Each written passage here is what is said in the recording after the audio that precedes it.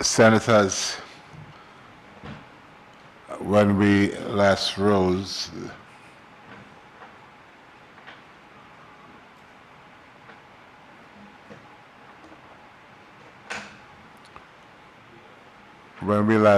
I believe we had just concluded our debate on the youth economy. So we will continue with the items on the order paper, and we move on to, we continue with our bills. Leader of Government Business. Thank you, Mr. President. Mr. President, I beg to move for the first reading of a bill shortly entitled Firearms Amendment. Firearms Amendment.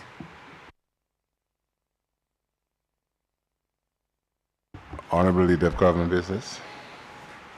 Mr. President, I move for the suspension of Standing Order 49-2 to allow this bill to go through its remaining stages at this sitting. Senators, the question is that Standing Order number 49-2 be suspended in order to allow the Honorable Leader of Government Business to proceed with the remaining stages of the bill at this sitting. I now put the question. As many as are of that opinion say aye. As many as are of a contrary opinion say no. I think the ayes have it. The ayes have it. Leave is granted. Honorable Leader of Government Business, you may proceed.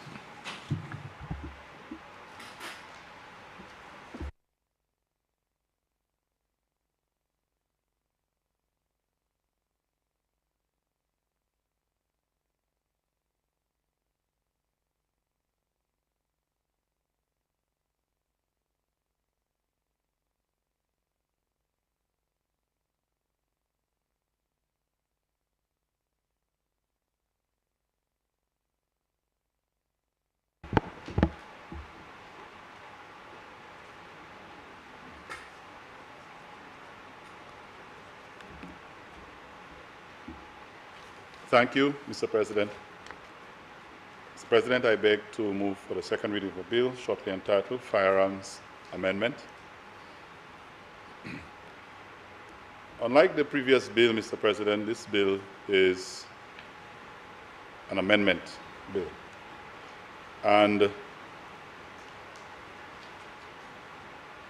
it really is, before I move on, we know that this was circulated previously, and so it was in the public domain, and also I'm hopeful that the Leader of Opposition Business did receive it in the same package that he received the Youth Economy Bill.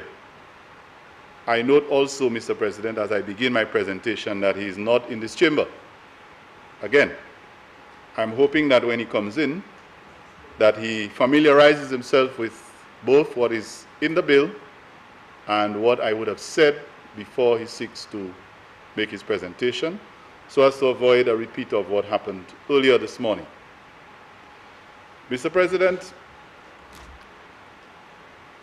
this bill, as I did mention, has had some public scrutiny and was circulated, and so you will notice as I go through the contents that there will be quite a few amendments proposed and quite a few suggestions that have been taken into consideration.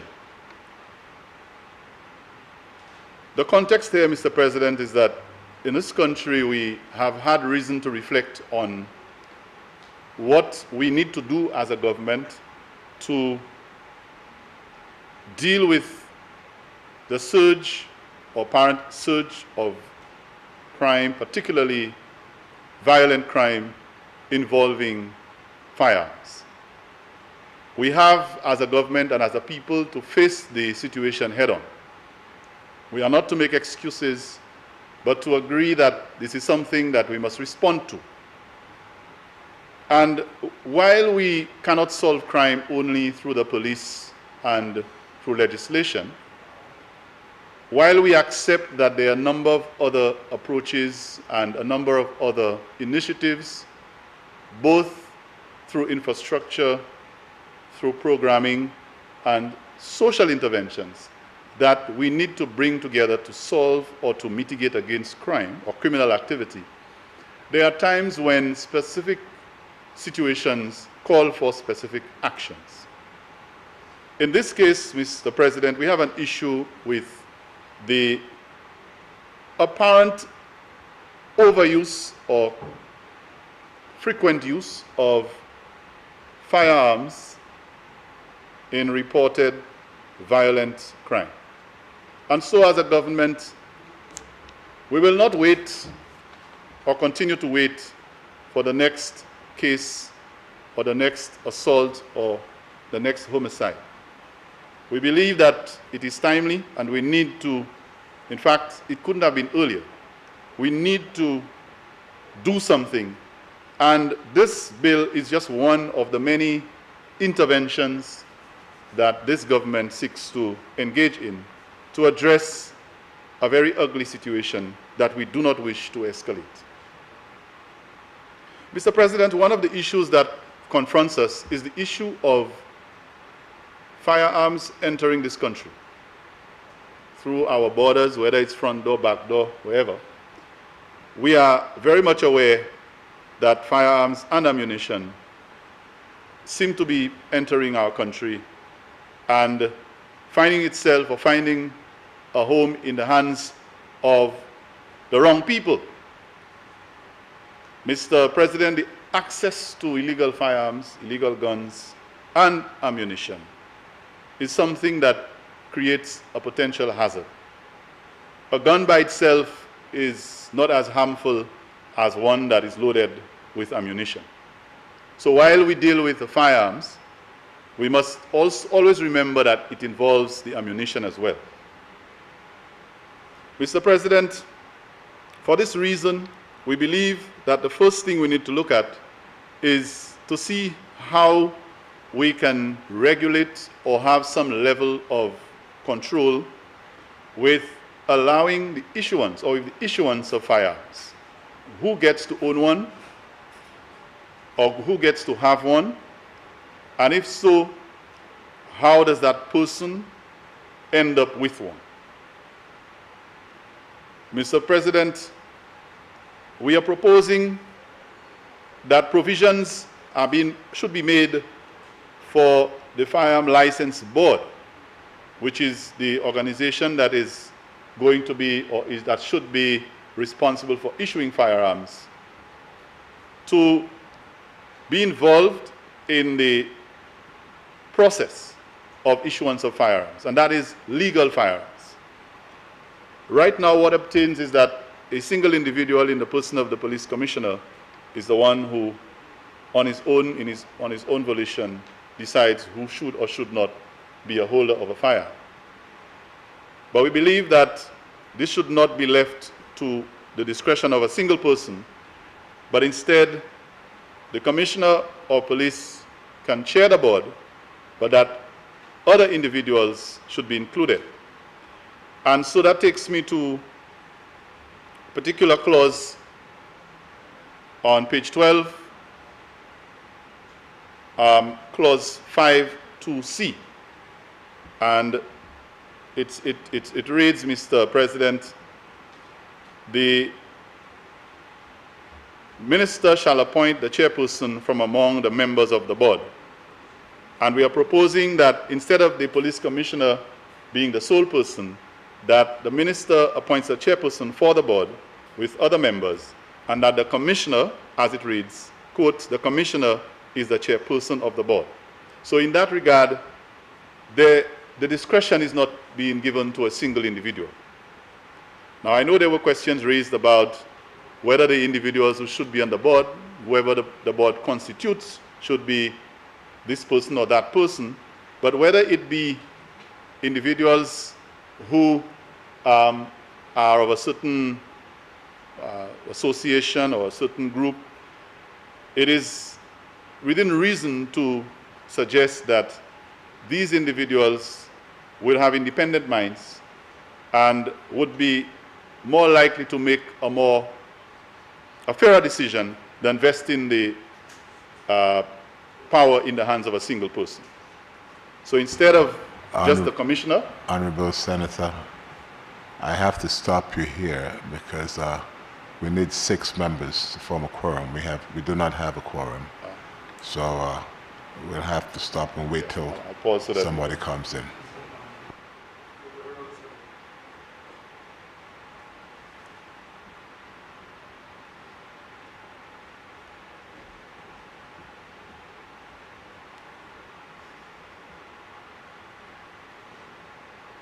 I suppose I can proceed now, Mr. President. You may continue. And I want to say that it's almost as if some of our members will remain bound to this chamber and cannot leave because a certain member is never there. I understand that sometimes we have urgent matters. You may have to do a washroom, something, but right after lunch, an urgent phone call or something, but I hope the leader of government business can come in so that if someone else needs to take care of an urgent matter, it would not cause us not to have a quorum. Anyhow, Mr. President.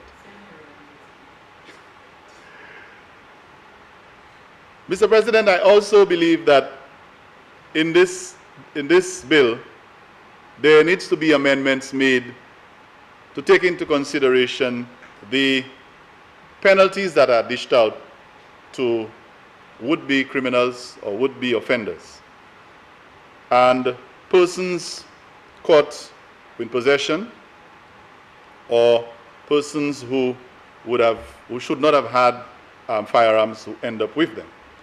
And so, Mr. President, on page 15, clause 6, we propose that an amendment be made in section 15, and that involves the penalty. And we believe that although it was previously suggested that it should be 10 years, but as a member had indicated, most times when there's a 10-year sentence, by the time the sentence is being served, it's already been reduced by a third. So the proposal is that this penalty be increased to 15 years. So in that case, Mr. President, under clause 6, amendment of section 15, clause 6.8a should then read, that's the last line, the 10 years should now be 15 years. Mr. President, similarly, the amendment to section 16, clause 7, for persons who choose to try to interfere and modify firearms. These days we have some very creative people who can find very creative ways to do things that are not necessarily in the best interest of themselves or others. And they have developed the skill of taking firearms, certain caliber or a certain type, maybe a semi-automatic, and being able to convert it into fully automatic. And so once that is done, it makes the firearm a lot more lethal and more dangerous. And you do not want these things to be done. So if someone is caught or has decided to modify a firearm, the bill is proposing to amend section 16, clause 7, and for modification of a firearm, that the penalty be increased to 15 years as well. Mr. President, I thank Senator Aziz for returning with the leader of government business at this time, opposition business. Yeah, I'm really thankful that he finally found himself where he needs to be, and he has returned. I hope that his colleague now briefs him on where we have been and that he checks his notes this time before he attempts. So, Mr. President, in clause 7, we've just proposed to amend section 16. Now, Mr. President, it is also true that in addition to just the issue of penalties and doing something to maybe penalize or sanction the persons who are offending, that we as a government believe that other support services are necessary. And this is why this government, Mr. President, has embarked on a number of other initiatives along with what we're proposing in this bill to help empower and assist our our agencies that deliver or that are responsible for upholding law to be able to function. And I just want to cite a couple. In the last 12 months, Mr. President, we have increased the number of vehicles in our fleet for the police. We have provided, I believe, a minimum of 20 vehicles. That's about almost 2 per month to our police. The training vote, Mr. President. We have increased the resources on the ground. We had a situation in Vieux Fort. Right now, we have increased resources on the ground. And for security purposes, I do not wish to disclose all of that, but what I could tell you is that there are more resources on the ground in Vieux Fort as we speak. It may not be for a permanent situation, but hopefully we can have some measure of control, but at least there was need for it and we've responded. Mr. President, just a few sittings ago, we came here and we passed the domestic violence bill. That bill, you may not have, although some of us may not have seen the connection, that is a step in a direction towards mitigating against crime, particularly against women. Now, we must never forget that domestic violence, you know, men can be victims of that too. But there is an assumption that crimes committed against people in the home, within the domestic environment, is taken lightly. And sometimes it begins as a simple, you know, bit of verbal abuse or minor, you know, assault, and then escalates into violent crime. People lose their lives. So, Mr. President, I want to propose that another change that is made is in clause 8, page 16, under section 21, and likewise to increase the penalties to 15 years. Mr. President, under clause 9, page 70, prohibited weapons and ammunition. Again, that is a situation where people who are not supposed to have certain, I call them items, find a way somehow to end up with them. And under that clause, Mr. President, we are proposing that we delete A and B under that section, the entire sections A and B, and I hope the Leader of Government Business is following at this time. And we include, so we would delete A and B, and after the word liable, that we insert the following, and I quote, on conviction of indictment to a fine which may extend to $200,000 or imprisonment for a term which may extend to life. Now, that was a previous suggestion, but we are proposing to amend clause 9 under section 21A to change from the 10 years and the 15-year penalty be included instead. Mr. President, there was conversation about licensed firearm owners. Probably in terms of this bill, we always seem to be talking about people who have illegal firearms. But licensed firearm owners also have a responsibility to secure and manage the firearms that they've been issued with. And so we expect them as well to be subject to the penalties if they are in violation of the law. So I also want to speak to the issue of the management, the use, the security of firearms of persons who have acquired them the legal way.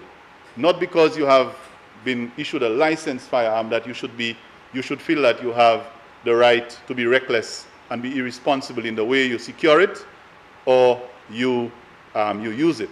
Too often times I have seen people who own or carry firearms, they seem to have very little discretion in the way they carry it, or they brandish it, or it's exposed, or it becomes almost like a toy. In that case, I think we have to be very responsible, so that when the government or the authorities have issued a firearm to you, that you be responsible. So in that regard, Mr. President, under clause 11, it refers to the brandishing or showing off of a firearm in a public place. That should not be acceptable. Also, persons who may decide to, for some reason, be under the influence of alcohol and drugs and whatever, and because of whatever influence they decide to maybe burst a shot or do these kinds of things that can cause, put other people at risk, even if you're a licensed firearm holder, these sanctions should apply to you. And in that regard, under under clause 11, the penalty should also apply to them. The same 15 years should be applied. Under clause 12, and before we go to clause 12, Mr. President, another practice that is very common is that some people feel that they can use firearms to threaten other people. Just because you carry a gun and somebody else does not, doesn't give you a right to unjustly threaten people. A threat can be considered just as bad as the actual action. People can intimidate. I've seen it, I've heard people do it, and I think that is wrong. So people who intend to intimidate or threaten others, make people uncomfortable, messing around and, you know, using firearms for that purpose, and even if they are not real guns, as they say, I've heard of people who have been robbed with a water gun. It was concealed in a bag. It looks like a gun. Somebody walks up to them, holds them up with a water gun, takes their money, and later on they find out that the person was carrying a water gun. But in their mind, their life was at risk. So once you can create the perception in the mind of someone that you have held them up, or that you have intimidated them with anything that they believe is a firearm, you should be subject to the same penalty with somebody who had a firearm. So I believe that this clause in clause 11, all of these are instances where people who are doing those things should be subject to the same penalties. Under clause 13, or before 13, clause 12, similarly, the last line in clause 12 under section 26, Mr. President, we propose that the 15-year penalty be applied as well. Clause 13 as well, same, the last line, 13, section 27, 13(2)(a), replace the last 10 years. We propose that the 15 years should also apply. Mr. President, we move to clause 14 under the bill, and there is also a tendency for people who choose to rent firearms. You may not believe it, Mr. President, but it has been alleged, at least from, you know, common knowledge, that some of the firearms that have been used to commit some of the most heinous crimes in this country have been firearms that belong to legal license owners. And for some reason, somebody who does not have a license for it has been able to access it and use it. So if firearms that people own or have legally acquired are being rented or borrowed or whatever to people who are not licensed and they commit crime, then the person who owns the firearm should be held responsible, as long as you can prove that it wasn't stolen from you or something. Once you can't account for where it is, you are responsible for it. And both the person who used it and the person who it was taken from should be held to account. And again, it speaks to the issue of responsibility. The more you are endowed with, the more responsible you should be. So, Mr. President, under clause 14 on page 19, the substitution of section 28, again, the last line should read 15 years rather than 10 years. We now look at the issue of the tampering with firearms. Some firearm holders or some people, maybe after they've stolen a gun or they have one, or they want to, reproduce something, they may decide to remove the serial number, tamper with various components of a firearm. And it's already illegal to do so. And even those who dispose, when people dispose of a firearm, there are methods and there are ways in your training you're taught what to do. And if you're not upholding to these expectations, then there should be some kind of sanction. Also, Mr. President, with regard to trafficking, this is another one that I believe is very important, where people aid and abet or assist in trafficking firearms, and a fine of $150,000 has been proposed there. So that amendment would be also including up to the 15-year sentence and not 10 years. Mr. President, Clause 15, again, similarly, we propose that the 15 years be replaced, the 10 be replaced with 15 years.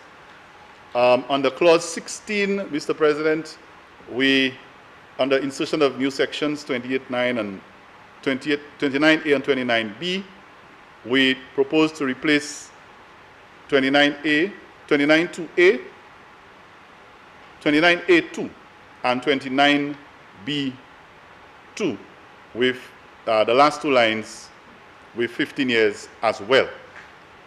Clause 19, Mr. President, this one, before Clause 19, let me go back to Clause 18. There are times, Mr. President, where I have actually witnessed it on the road. The police is attempting to do their work and issue roadblocks and ask people to stop. And because they know they're carrying something that they do not want the police to find out, they decide not to stop. I don't think we should be encouraging this. And so failure to stop or to adhere to a stop and search by the police with due process should also result in a similar penalty. And again, the 15 years would apply. And now to Clause 19. There are some persons, Mr. President, who may decide to try to obstruct the act or the activity or work of the police in dealing with firearms. So if you are trying to obstruct another officer or an officer in his effort to deal with that matter, then you too would be subject to that same penalty. Under Clause 23, Mr. President, this one is a general penalty, and we propose that the similar 15 years be applied. And in cases of robbery and kidnapping, which are very serious, including involving the firearm, there was a proposal for compulsory imprisonment for up to 15 years and not for 10 years. And also for failure to disclose where you obtain ammunition from. And this one I think is a very interesting one, because there are people who don't have firearm, but they have ammunition. I mean, you can't take a bullet and throw it at someone. For you to have ammunition, you need to have a firearm. To me, it doesn't make sense to be, what are you doing with ammunition if you're not a legal holder of a firearm? And so there are people from, it has been noted, where persons can obtain ammunition from others who have actually acquired it legally, and it finds itself in the hands of people who shouldn't have it. And even when they can't use the ammunition to match the firearm, that's when they, if what they can find is ammunition for firearm X, and I don't want to go into all the details, but they have access to firearm Y, they then modify firearm Y to use ammunition X. And the ammunition and the firearm were designed for each other. So when people try to use one type of ammunition to cause it to work in another firearm, you know that they're doing something wrong. And so it's important that all of these be dealt with, and to allow for there to be some kind of regulation and control of what is going on with all these firearm things in this country. But Mr. President, I want to also make a point about the approach that this government is taking. While we propose to strengthen the firearm legislation, And I believe even after we do this today, people become so creative that there's always something else that you're going to have to come back to do. If you listen to some of the documentaries in what happens in prisons and how criminals can adapt and they can be so sophisticated, you almost have to prepare to come back to either enact new legislation or to amend legislation so that you can respond. And sometimes it's even better to be proactive and anticipate what they're going to do. But, Mr. President, I want to just tell the Senate that while we are trying to strengthen the legislation on firearms, this government is also doing a lot to strengthen both the physical infrastructure and the social infrastructure that can help reduce crime in general. So we're not only looking at firearms, although this is what this bill is about, but we believe that there are other things that the government needs to do, and we have already started doing. I believe some of my colleagues will give more detail, but I'll just mention a few at this point. Mr. President, this is why this government has decided under the physical infrastructure section that I'll mention to upgrade and to get custody suites back in order. Because right now, Mr. President, it is painful to hear that a police station, police officers work hard to try and apprehend criminals. They have apprehended a suspect and they have nowhere to put the person. They have no place to house. Imagine you arrest somebody in Dennery and you have to go and keep them in a cell in Soufrière. I mean, it's costing the state a lot of money. It's a threat to our security, moving people around. Custody suites, we all know what happened to it, Mr. President. I hope the leader of opposition business can stand up and explain how he intends to support this bill and help us to encourage the reconstruction of a place like custody suites. I think his government had other ideas. Mr. President, another example of physical infrastructure that is supporting some of what we're doing is the Grosley Divisional Headquarters, which is soon to be completed or soon to be made available to the people of the North. And also in the Prime Minister's budget, there was allocation there. And I also want to mention at this point the rehabilitation of the Vieux-Fort police station. The police have been moved to rent here and rent there. They're all over the place just because there was a little bit of mold, I think, or whatever happened in the roof. And instead of the government, the previous government, moving in and fixing the problem so that the police officers can make use of a beautiful building with all the facilities, allowed the problem to become, I guess it wasn't enough to spend on it, allowed the problem to deteriorate to the extent that the police officers could no longer occupy the building. And now the building requires major work that's going to cost us a lot more money than if they had addressed it when the problem started. Mr. President, I mentioned the vehicles, and we must never underestimate the value of these for police to be able to respond quickly to calls and for help. Social infrastructure, Mr. President, I did mention that we are not only providing infrastructure, social. We understand the value of mitigating and doing what is known as prevention. It's one thing to catch a criminal after they've killed someone. You catch them, you send them to jail, whatever you do to them, there are those who believe in capital punishment and tell you, hang them. And so, Mr. President, no matter what you do to someone who has killed someone else, you cannot bring back the one who has died. You cannot. And the family who is hurt and suffering and the children left behind and the deaths and the pain, no legislation, no amount of custody suites, no amount of arrest, nothing you do, no vehicles can deal with that. And so this government understands the need to put in place social interventions that can help to minimize and prevent a would-be offense that involves a firearm. So while we're trying to remove the firearm from the hands of people, we're trying to deter them by increasing the penalties. We are also doing the following, Mr. President. We are providing educational support for our children in schools. And you want to ask me how that relates to firearms? There are young children now who have been found with guns. And they are using it to do activity to earn money. Children in schools. I was a school principal. There are teachers who still talk to me. Young children, girls and boys. and they see it as an alternative to earning a living. That is very scary, Mr. President. If these young children get the strength, the support they need in schools, they get their laptops, they get their supplies for school, they have the family situation is stable, and they can see why they should have an education. They will not need to think about anybody putting a gun in their hand so that they can make money. So we have to start by providing the support in the educational sector. And I'm happy that our government has found it necessary to increase the provisions made with CXC subjects, with bursaries, with facilities fees, and all the other things that I'm sure our other colleagues will talk about, to make this, our children's education, more accessible and affordable, so that they do not end up with a gun in their hand. They will not be easy prey for any baron or boss. Their boss will be their own boss. They'll think about it being their own boss, like what we spoke about in the youth economy. They think about being their own boss, so they ain't going to work for anybody for a few $100s with a gun in their hand.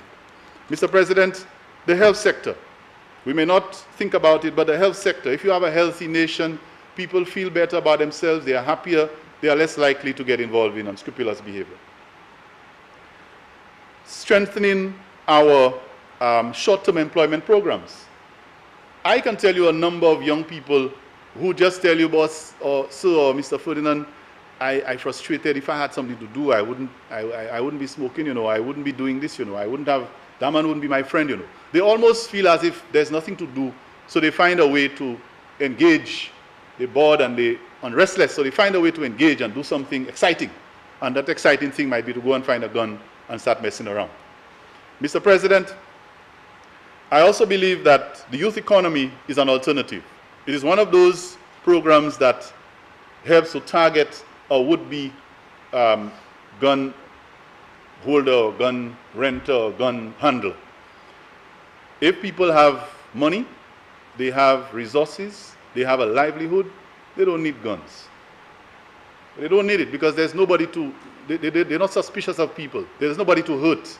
They look forward to doing things productive when they get up in the morning, they're thinking about how much they're going to make for the day and how much of their product they can improve. They're not going to think about whose house they're going to break into.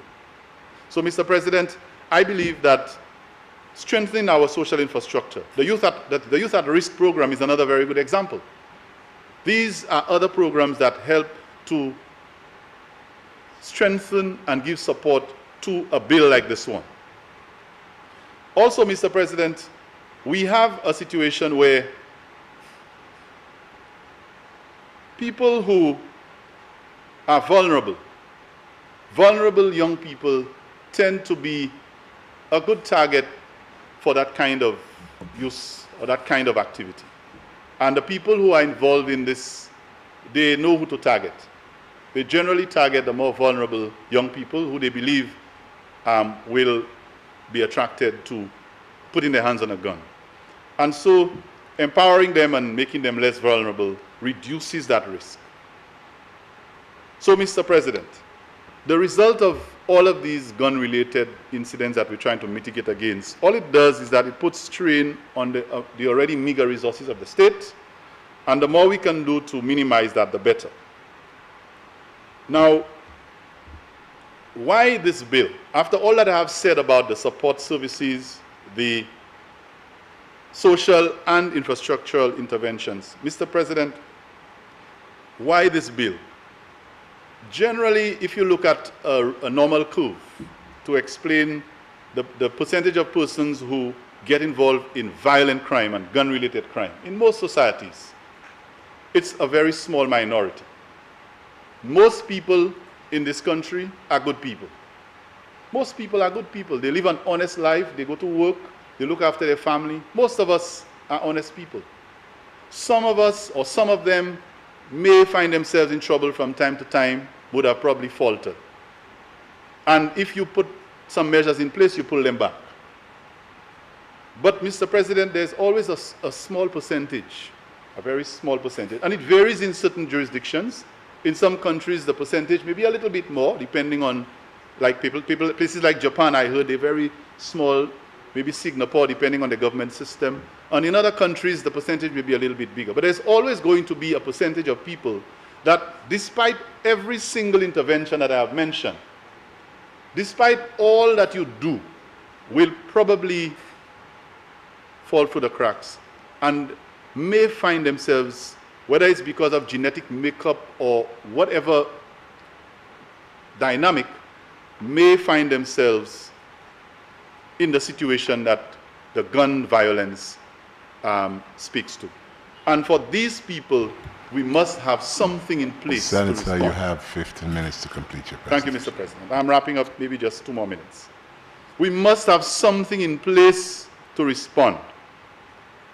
And this amendment, or these amendments, Mr. President, intend to target that particular tiny segment of the population, as small as they may be, can have serious implications and serious impact on the lives of the whole population. You only need 2 or 3 indiscriminate people holding a gun to cause major pain to an entire community. One gun can change the lives of people in an entire village. So it's not about how many we have. One is one too many. And so this piece of legislation is really to target people who would have been involved in violent crime, particularly crime that is related to the use of guns and ammunition. So what we want to do is to bring that percentage to the smallest possible that it can be, and to serve as a deterrent to would-be users of firearms and ammunition. So, Mr. President, I have attempted to give some context and explanation. I believe there's a lot more we can do, but for now, this piece of legislation is specifically, the amendments to it are specifically targeted to dealing with a particular problem at a particular time, which at this point is the issue of gun violence. It is not going to solve all crime in St. Lucia, it never will.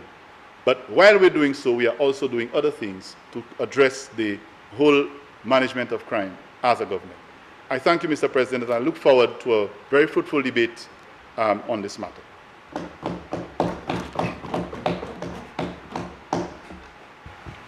Senators, the question is that the Firearm Amendment Bill be read a second time. Senator Stanislas.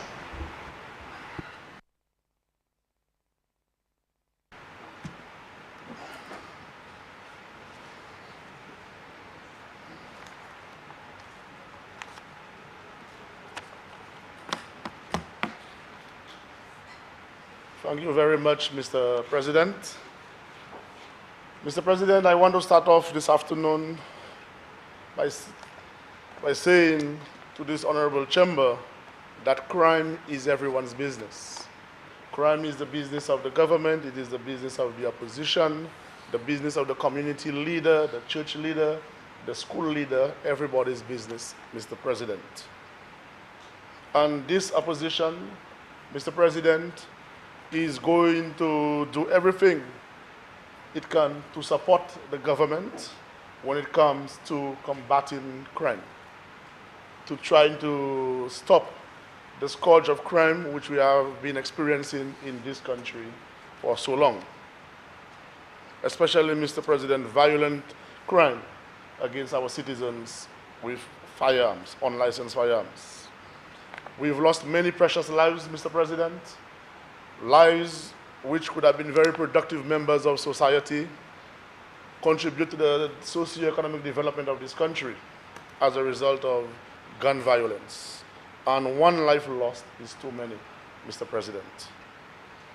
So, Mr. President, I therefore stand here today in support of the bill as presented by the leader of government business for the amendment of the Firearm Bill. However, I have a few comments, Mr. President, a few statements on certain sections within the clauses of the bill, which I'm hoping that the leader of government business, the government side, will take into consideration as I make my presentation on the bill as presented, Mr. President. Mr. President, crime is very serious business. Very, very serious business. And most firearm-related crime in St. Lucia goes unpunished. most of it, Mr. President. And increasing the penalties is most welcome at this time, as we see it in many of the clauses and the sections in this bill. However, we also believe that crime is such a big business, and crime is not a business of a few thousands of dollars. You're talking about millions of dollars. And we also believe, Mr. President, that even some of the fines we see there of $50,000 could have been doubled and even tripled in instances. And I want to take you back, Mr. President, Honorable Chambers, to a few weeks ago in Dennery, when an interception was made of about, I think, $3 million worth of drugs.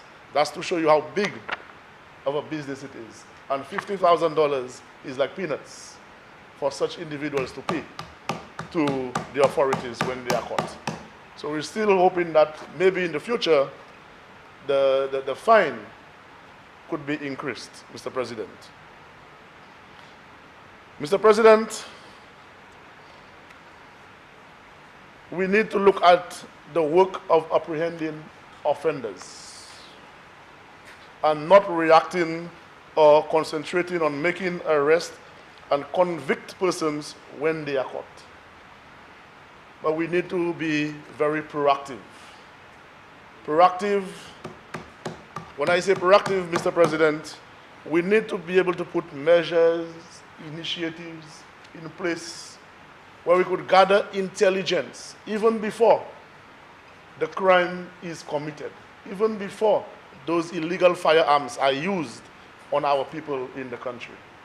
And this brings me back, Mr. President, to the subject of the Canine Unit. And I think there have been discussions recently on the Canine Unit, the cost of it, and I am not too sure, I stand corrected, that it was stopped by the government or it has been considered to be stopped, Mr. President.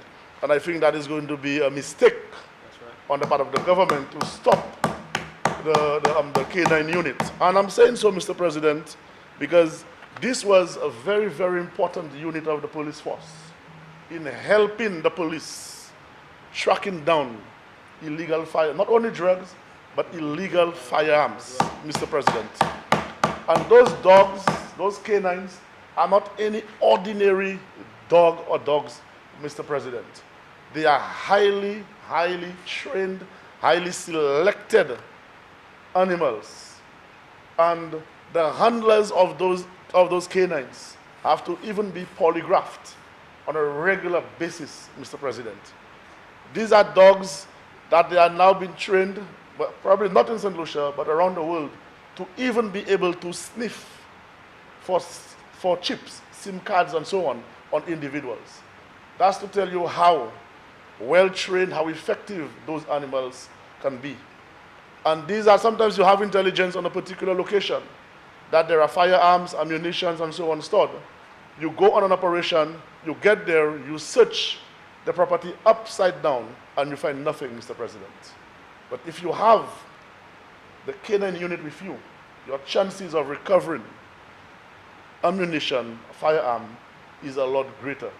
And I'm hoping maybe that the government could rethink their position on that, Mr. President. And we know that the monies for this unit was not borne by the taxpayers of this country, but it was monies which was being paid for the unit under the seizure of the Prevention of Crime Act. Monies which have been seized and is used to pay for this unit. It was used, Mr. President, to purchase ballistic vests, shields, vehicles, etc., to help the police force. Mr. President, I refer to Clause 6 of the bill, Mr. President. Permit me trying to get.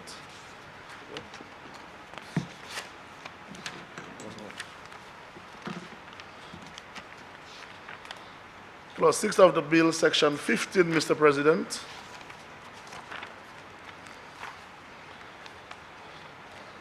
And we believe, Mr. President, that in Section 15, there should be an additional penalty where all the firearms and ammunition, and Section 15 deals with firearm dealer license. And we think that maybe another penalty should be added there, Mr. President, where all the firearms and ammunition, which is the property of the firearm dealer, may also be seized on either summary conviction or conviction on the indictment. We have to be tough on crime, Mr. President. And if we are going to be tough on criminals, dealers whom we have entrusted to retail firearm and ammunition, they must be responsible, they must store, they must protect the ammunition, the firearms, and if that is not been done, the firearms and everything else, ammunition, should also be seized on the property. Mr. President, I refer to Clause 7 of the bill, Section 16 of the Act, which is converting firearm. Mr. President. And we believe, Mr. President, that the penalty for conviction on indictment, not on summary conviction, on indictment under this section, should be increased to life imprisonment. I think as it stands, it's about 25 years. And if I may bring to your attention, Mr. President, the assassination of former Japanese Prime Minister just a few weeks ago should be embraced as a teachable moment for this. The fact that you have this weapon, Mr. President, with the intention to kill, may give the prosecutors the option of eliminating future threats. Because you know, as the leader of government business articulated earlier, that some of those weapons could be converted from semi-automatic to full automatic. And they can be very, very dangerous. Homemade guns and all of that can be very, very dangerous, Mr. President. And you'll also note, Mr. President, that Section 16 complements Section 27, Clause 13 of the bill, which speaks to attempts to commit an offense. So basically 16 and 27, those two sections complement each other. And hence we're saying that conviction on indictment could be increased to life imprisonment instead of the 25 years, Mr. President. Mr. President, I refer to Clause 14 of the bill, Section 28 of the Act, which is the restriction on sale of firearm or ammunition. Mr. President, we have all heard the sound of rapid gunfire on social media in certain communities of the island. And law enforcement will tell you, Mr. President, that the fabrication of firearms is a cottage industry in the criminal underworld. It is big business, the cottage industry. Unlike the police, the criminals want weapons which are reliable at all times. In other words, they want weapons that when they squeeze that trigger, it is not going to jump. It is just going to release everything in there within a minute to 3 minutes, Mr. President. This skill set, Mr. President, is in high demand in this country, and they command top dollar for the services.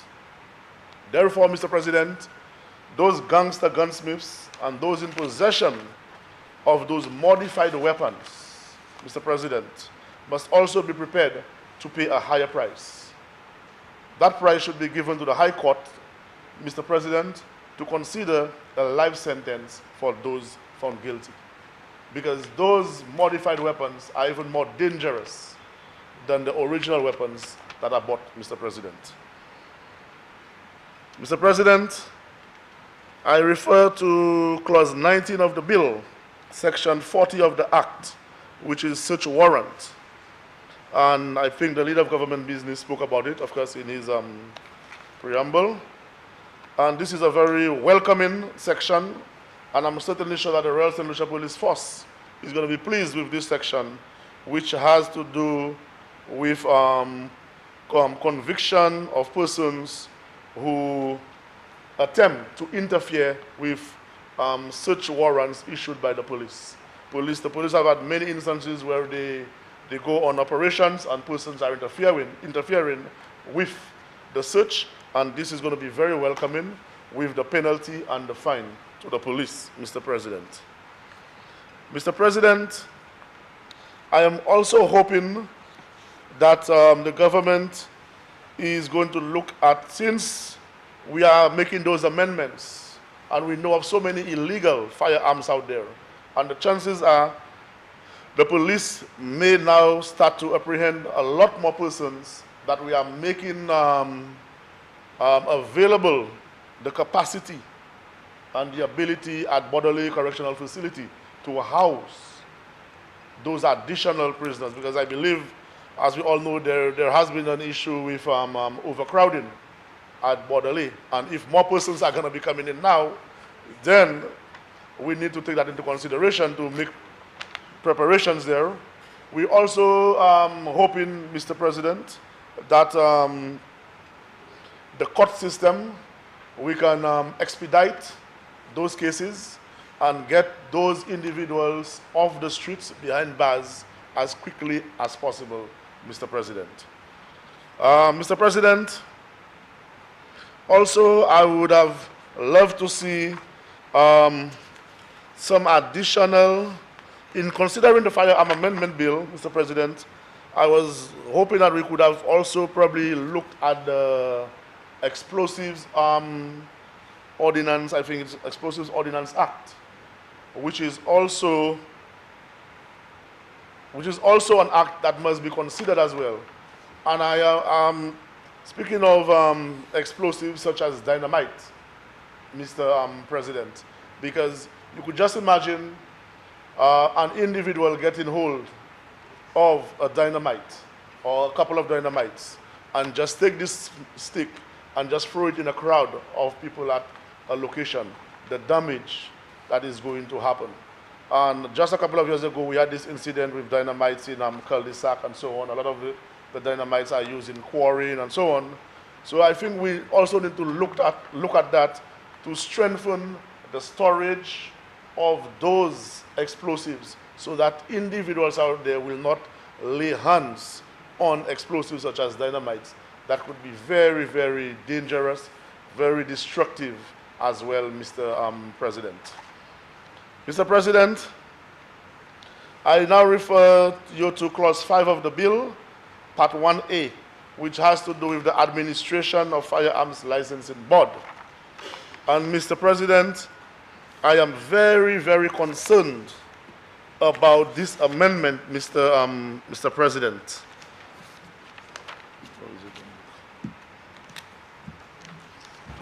Which amendment are you talking about? Beg your pardon? Which amendment are you referring to? What clause? Clause 5, Part 1A, Administration, the Licensing Board. The Firearms Licensing Board, Mr. President. I believe that this is a dangerous, dangerous move with this amendment. And if we have to look at the establishment and composition of the board, Mr. President, there, I'm looking at Part 1A, Administration, that's 2A. There is established a Firearms Licensing Board.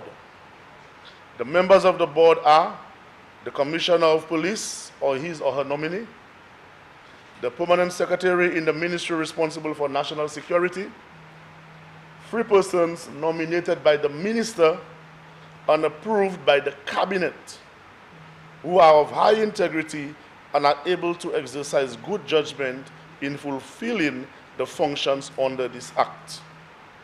Mr. President, as it stands now, when someone applies for a firearm license, the application goes to the Special Branch Unit of the police force. And the Special Branch Unit goes out there and do extensive investigation, background checks on those individuals. And if the investigations reveal that certain individuals are not qualified for firearms, then they recommend to the commissioner, I guess through the superior and so on, that this person should not be qualified because of X, Y, and Z. And of course, the police commissioner has the final say. So the commissioner is the authority, as we speak, on the issuance of firearm licenses. But with the establishment of this board, Mr. President, I'm afraid that this now is being politicized. A board appointed by the cabinet of ministers, 3 members of a 5-member board, with the chairman having a casting vote and an original vote. Mr. Speaker, this is a dangerous amendment. And I'm not speaking on this amendment because I'm on this side of the House. If I was over there, I would have spoke against it. Rest assured, Mr. President, whichever government is there, whichever government, whether it is a Labour Party government, a UWP government, those 3 members are political appointees. They are political appointees. And this is politicizing the issuance of firearm licenses. This does not augur well for the state. You're looking at, we know how society works here, Mr. President. We know how supporters are. You know the connections, Mr. President. This is arming people, arming friends, arming supporters with firearms, legal firearms. We want to get rid of firearms on the streets, but this is going to basically be creating a militia out there. That is what is going to happen. And let us not be naive about that. That's right. Let us not be naive. To me, in favor, I vote for you. When you now have a board, and we have to go further, Mr. President, further powers of the board. 2F, 1, the board may, not shall, the board may, subject to subsection 2, investigate an application for a license or a permit. They may, they don't have to investigate. They receive the application, they consider it, they can approve it. Unlike now, it has to go through extensive investigation by special branch before it is passed on to the Commissioner of Police. They may, the board may, not shall, may. And it says that the board may, in B, require an applicant for a license or a permit to appear before the board for an interview. They may. This is dangerous, this amendment. We believe that the issuance of firearm licenses should remain as is. I'm not saying it is perfect. It can be strengthened, Mr. President. But issuing licenses for a board where 3 members of a 5-member board are appointed by cabinet, by the Minister of National Security for cabinet, is political interference. And that is a cause for concern, that is trouble, that is severely undermining the Commissioner of Police and the police force. I have strong confidence, Mr. President, in the judgment and the fairness of any Commissioner of Police who is sitting on that chair to issue firearm licenses to individuals who are capable, who are responsible, who are in need of such licenses, Mr. President. Because you may just find that the board issuing a license to an individual whom the police have rejected 2, 3, 4 times because of certain reasons, questionable reasons. And when this individual now has a license issued by the board because of his or her connections to persons on that board, to politicians of both parties, not one party, of both parties, Mr. President, this could be a recipe for disaster. And we spoke of the domestic violence bill earlier, I think, leader of government business. We have to think of the belligerent husband when he comes home after a night of drinking and he was rejected by special branch by the police for a license. What happens in that house at midnight, 1 o'clock, 2 o'clock, with his anger, with his ram. We have to revisit this amendment, Mr. President, because it sends the wrong signal, and my concern with it is of political interference. And I'm saying this not because I am on this side of the House. If I was over there, I would have said the same thing. This should never be a part of the amendment of the Firearm Amendment Bill. Issuing of firearm licenses should remain with the police commissioner. Allow special branch to carry out the investigations and report to the commissioner, not a board which may investigate. They don't have to investigate. They can just look at the application of John Doe and issue that license to John Doe without any background check on his temperament, his capacity, his ability, his location, his home, safety record, nothing of that sort. Mr. President, we need to revisit this amendment. Like I said earlier on, Mr. President, the opposition will support the government in the fight against crime because it is everybody's business. That's right. You should never politicize crime. We are not politicizing crime. Crime can have devastating impact on this economy, on the prosperity of this country, on the safety of our citizens. But this particular amendment, Mr. Speaker, is bad, it is wrong, and I'm afraid this may come back to haunt the government. Because this is very, very dangerous. And I'm hoping that consultations took place with the Police Welfare Association, and other individuals. I do not know of any other jurisdiction in the Eastern Caribbean where licenses are issued by a board. I stand corrected. I stand corrected, Mr. President. But this is a wrong move. It is severely undermining the police force. The police are going to have a lot more work to do now because we know the politics is going to come into play. It is going to come into play. We are not going to be naive about it. A majority of persons will now have licensed firearms. Persons with all varied temperaments, Mr. President, and time will tell. But, Mr. President, to end, I want to reiterate my support for the amendment of the bill with those concerns, especially, Mr. President, the amendment to the firearm licensing, the issuance of firearm license through a board. With these words, Mr. President, I thank you.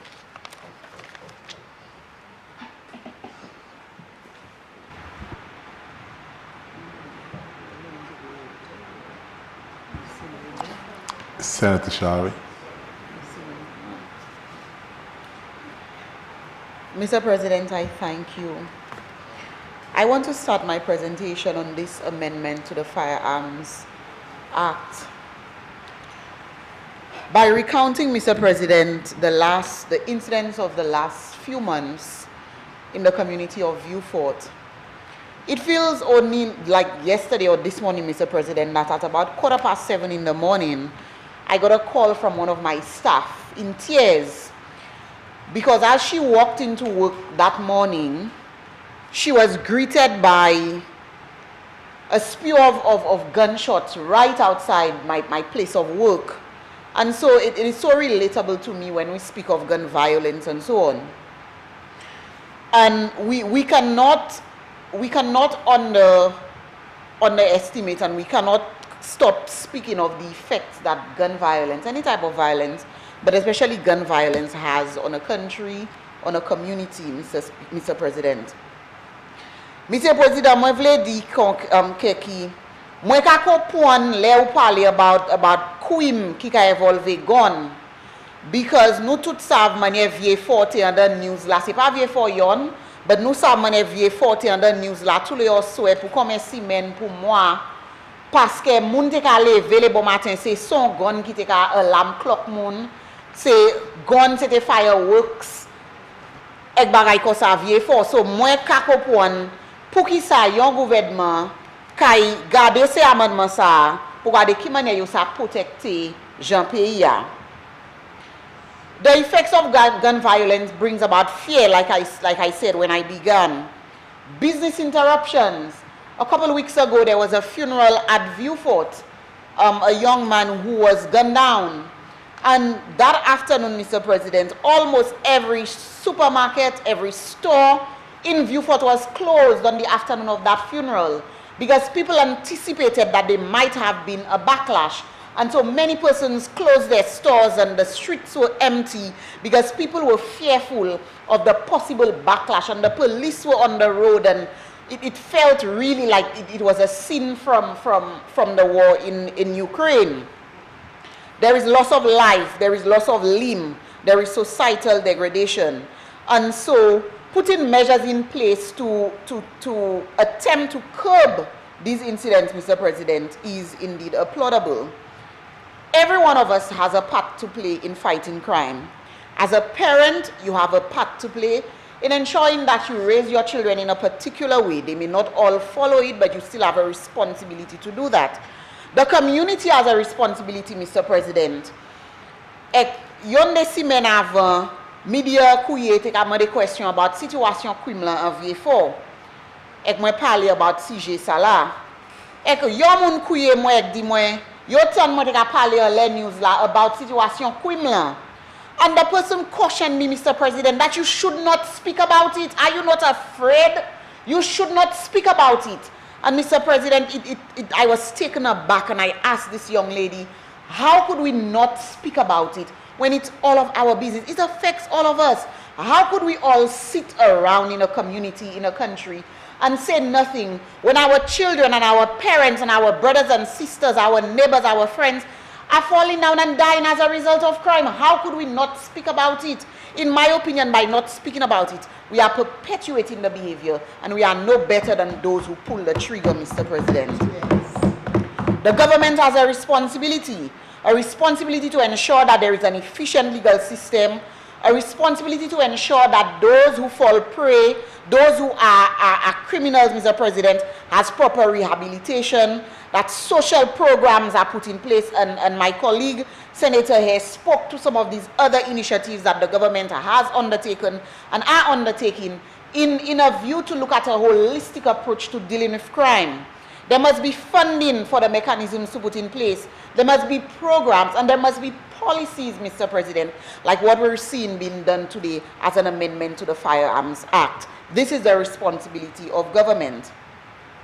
There is no standalone approach, and like I indicated, my colleague here mentioned some of the others, like the resources, both physically and training to the police and so on, Mr. President. These are some of the other measures that the government has put in place to aid in the fight against violence, gun violence, Mr. President. Notably, this amendment seeks to stiffen the penalties for the illicit or illegal use of firearms, Mr. President. When we go through the different clauses, a lot of them seek to increase the penalties in terms of the amount of money or the amount of imprisonment time, Mr. President. And I think that is commendable. I do hear some of the criticisms in terms of and we saw some of the additional changes that the leader of government business presented today, increasing and stiffening the penalties, Mr. President. Because as a nation, as a government, we need to send a strong message out there to the criminals that they cannot take over our country. Mr. President, my children need to be able to live and grow and play in the communities that we have tried to ensure that is safe for our children. And the criminals are compromising that level of sanctity, Mr. President. And so it means that you must put stringent measures in place that we understand may not necessarily eliminate it altogether, but at least what they will create, or what we're hoping that they will create, is a level of a situation where they may think a couple times before they pull a trigger, or before they modify a firearm, or before they attempt to import a firearm, Mr. President. Earlier we spoke of the creativity of our youth, and sadly so, Mr. President, when we speak of creativity, we cannot make it look that it is always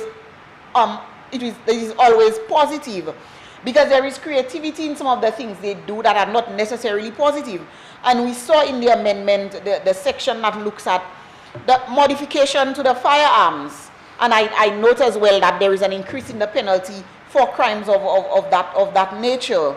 And we must, like I said, put measures in place to let these criminals know that if they have an intent to do that, that there is similarly it will follow with penalties that are stringent, Mr. President.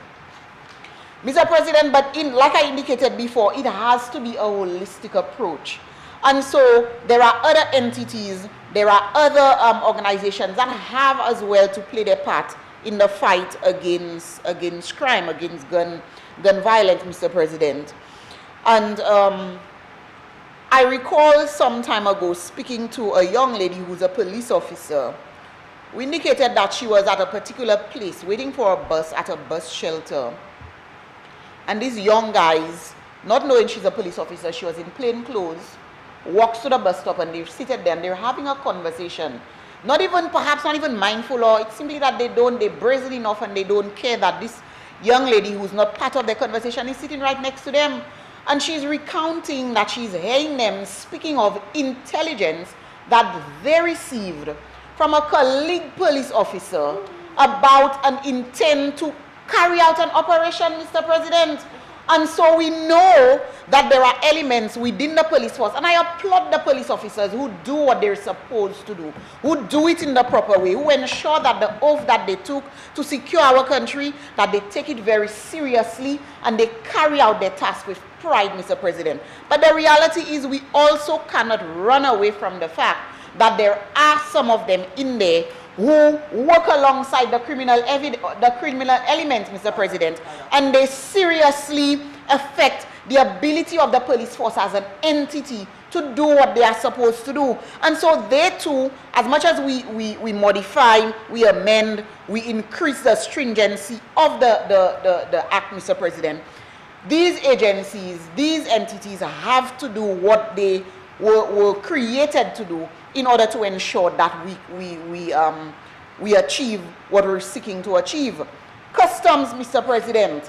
I mean, I go to clear my barrel sometimes and you subject to emptying the entire barrel from the top to the bottom, and you take out cans and you take out packages from the barrel, Mr. President. But yet still we know of the incidences, or at least the alleged incidents of firearms and so on coming in barrels and packages, Mr. President. So the question is, who is keeping check at our borders?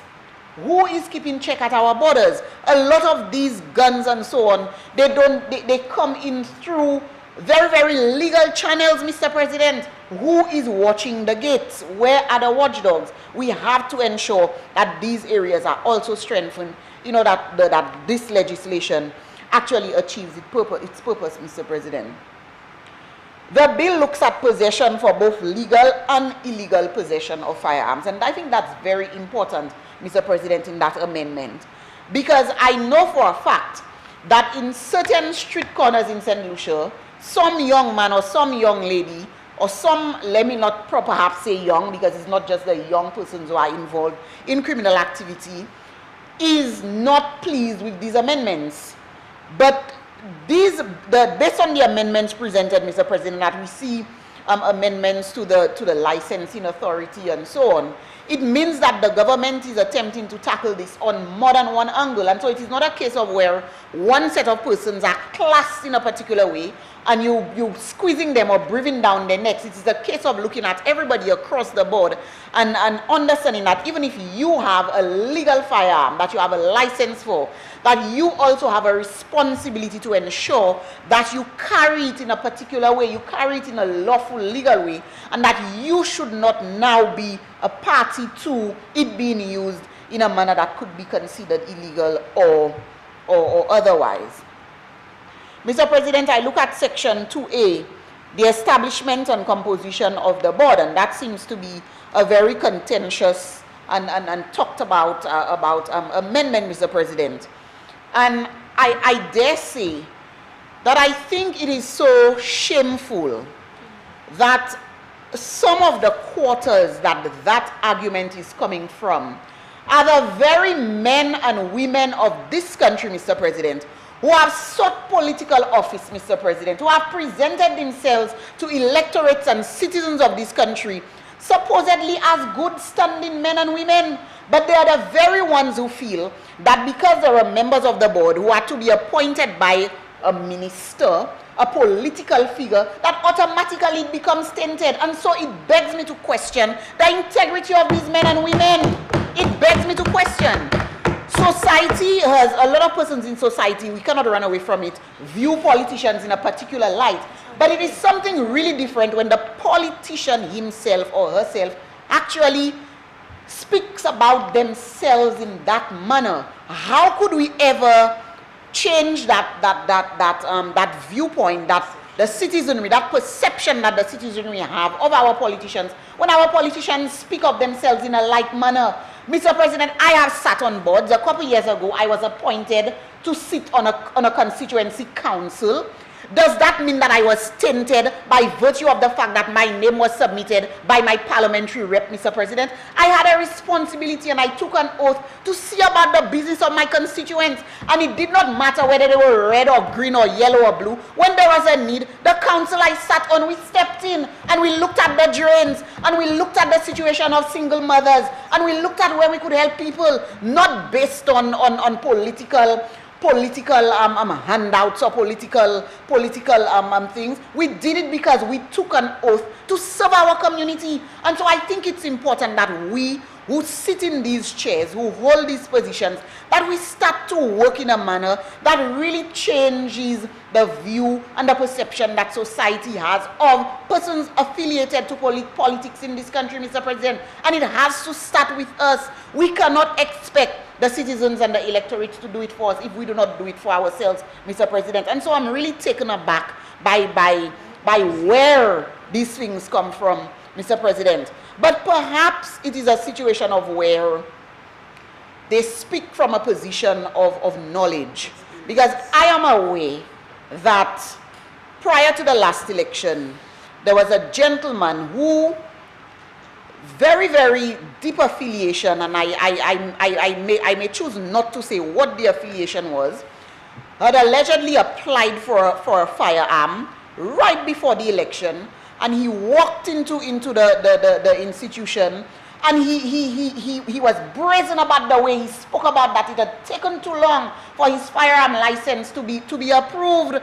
And I wondered about it. I wondered if he behaved that way then, if he had gotten the opportunity and he perhaps had won at that ballot box, what would have been his next move, his next step. And so perhaps when they speak of these things, they speak because they can relate to that sort of largesse when it comes to persons affiliated with political connections and their need or their want for a firearm, Mr. President. And that it is concerning to me, and I think that you know, it does not give us the confidence that we need to look at our politicians, our political system, and our system of governance, Mr. President. Mr. President, this amendment does not only look to stiffen penalties, like I said, for persons with illegal weapons, but even those with licenses, that they must understand that having a weapon, whether illegal or not, it must come with a high level of responsibility, and you must ensure that you secure it. I've heard too many stories of persons with licensed firearm who drop it somewhere in the house, who does not have a safe for it, and so many other stories. And they need to understand that there is a responsibility. And when persons who want to do criminal acts with a firearm want to get access to a firearm, they will get it wherever they know it's available. And so they too have a responsibility. And as I end, Mr. President, I want to say that again, I applaud the government for seeing the need to stiffen, especially the stiffening of the penalties. And I want to also say that I am aware, and I think the government too understands, that this cannot be a standalone measure, that this alone cannot create the situation that we're trying to create in the country. But it definitely is one measure in a host of other measures, some of which have been rolled out to create that safer environment for our citizens in this country. Moi vle di Monsieur Président, amendement ça nous ka garder aujourd'hui a, c'est yon manière gouvernement ka garder pour assurer qui crime baisser en pays a. C'est pas ça yon pas ka y faire situation crime là disparaître. Gouvernement ja fait l'autre bagay et nous ton l'autre sénateur là il parlait di bagay comme machine gouvernement a bay police l'argent pour entraînement police gouvernement a mis sa vie et l'autre bagay ja fait monsieur président et ka besoin nous ka garder amendement ça pour assurer qui nous garder l'autre bagay qu'on les regarder qu'on payer l'école by maman pour assurer que maman là les parents pas ça fait si maman ça là pas juste tomber en les side chimèques yo pas aller l'école because nous comprenons aussi si ou commencer molter maman ça là depuis petit ou commencer yo assurer yo rester dans ce petit programme l'école là et bagaille comme ça de là yo pas aller dans la vie crime et gouvernement ça là comprendre ça monsieur président et moi voulais applaudir gouvernement pour ça. I also want to, as I close, Mr. President, indicate that, and the member opposite did allude to it, that crime is everybody's business. And I applaud the Philip JPA-led administration, especially the Prime Minister, Philip JPA, who did not and who has not taken the posture of politicizing crime in this country. Not on his political platform, Mr. President, and not since a year of assuming office, has he indicated that his predecessor could not and that he would magically solve the crime issue. What he has done is he has sat down with the men and women who serve around him and they have determined that there are a list of things that we can do and we are going to do it. He has never taken the posture like the previous Prime Minister to say that Kenny didn't and he could, and he is delivering, Mr. President, and I want to applaud him for that. There was just one statement that was made by the member opposite in terms of the Canine Unit. And of course, understanding where my presentation began by indicating that I understand too well what the effects of crime can be. I mean, like I said, I remember it like it was yesterday when my staff called me in fear and I was home that morning about 7:15 and I really wish I could have teleported to Viewfort because I recognized that she needed some level of moral support. And I walked into the office about 30 to 45 minutes later and she was shaken, Mr. President, that I had to send her home on that day. My business operation was interrupted to a certain extent that morning. And so I understand the effects of it, Mr. President. And so any other measure that could help, for example, the Canine Unit that was spoken of course, I will applaud that sort of initiative. It dawned on my curiosity to do that. I do not think, and maybe the leader of government business can perhaps correct me there, but I am not sure that I have the statistics with regards to the Canine Unit and perhaps what was the legacy of that unit. Because in order for us to be able to perhaps add it on or support it, for me personally, I would really need to know what the legacy of that unit is to determine whether or not, in fact, it added some level of value to the work of the police force, which I'm hoping that it did, Mr. President.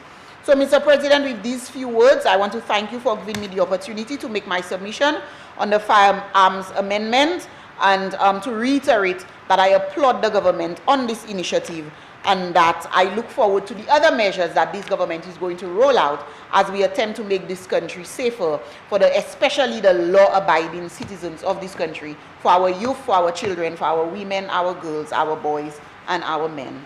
I thank you, Mr. President.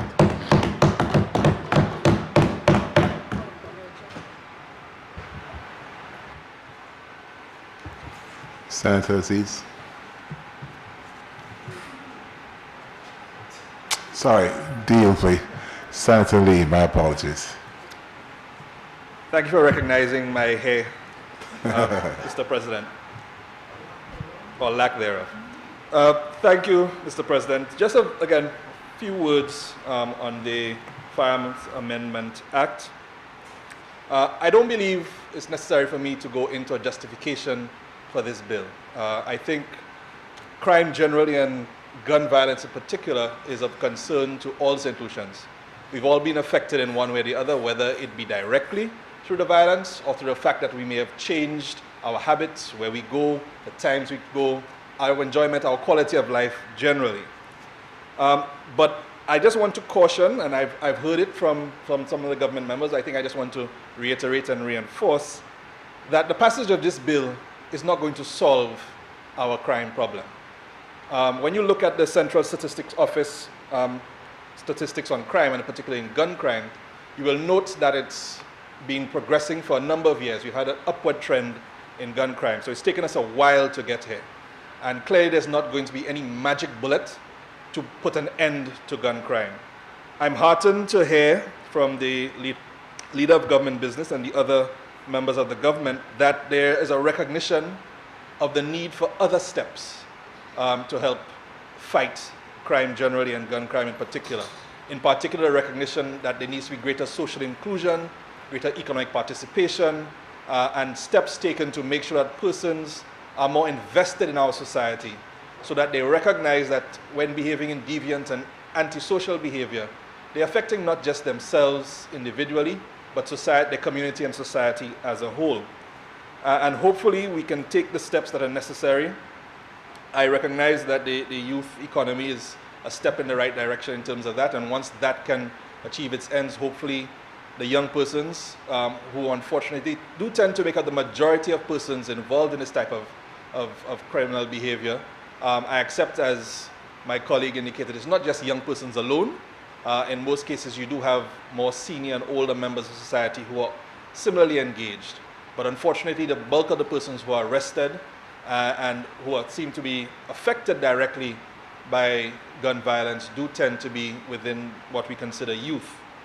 However, I also want to point out that, and it makes the need to take these additional steps that more urgent, that the penalties that we are seeking to introduce by this amendment are very, very strict and very, very severe. But we can't solve crime by just warehousing young men and women at border lane. We have to recognize and deal with the root causes and the things that cause them to get involved in crime in the first place. All that being said, I do have a few comments on the bill itself.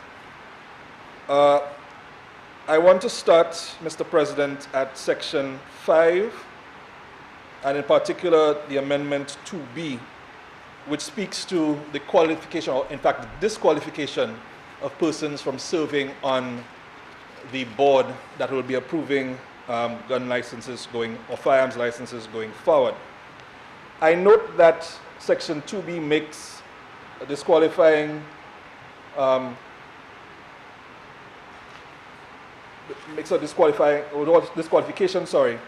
for persons who have been members of the House of Assembly or have been nominated as a candidate within the first, within a period of 5 years prior to them serving on the board.